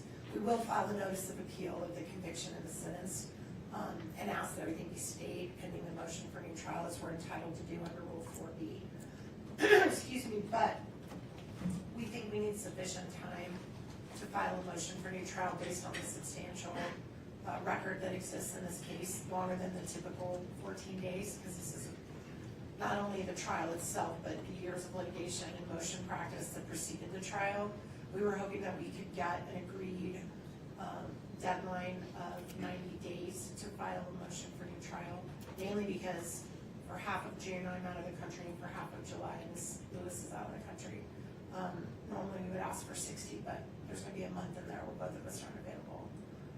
So we're asking for 90 days. Great. Mr. Bloodworth. Your Honor, the state objects. The rule provides for 14 days. You can't imagine this is a decision that was made today, I think. Council's had the last 53 days to prepare the motion, 14 days pursuant to the rule. I appreciate that it's a lengthy record in this case, but the issues available for the trial are fairly narrow. The state recommends the 14-day time period as provided by the law. There is one other thing, Your Honor, on that as to why we need the extra time. So we have asked the county to retain an expert to assist to do a declaration attached to our motion for new trial. And it's going to require us to go before a separate entity to decide whether that funding is approved, and that just takes time.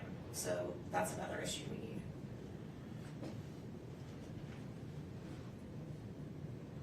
I feel like there's more that I need to know in order to make this decision. And so I can also appreciate why defendant so they do not lose that opportunity. Sitting here today with very little information and the state having very little opportunity to respond to this idea, I'll extend your deadline to 28 days. But within that time, if you want to file a motion to extend it, Ms. Nestor, with more detail, you have 14 days to file that motion.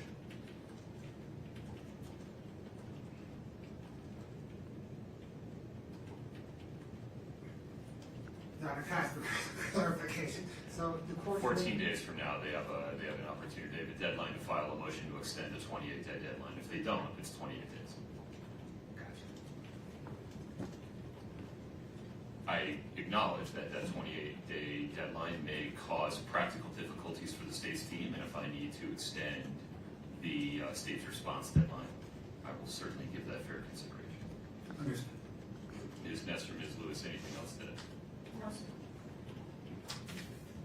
Ms. Richins, you are hereby committed to the Utah State Prison and remanded to the custody of the Department of Corrections.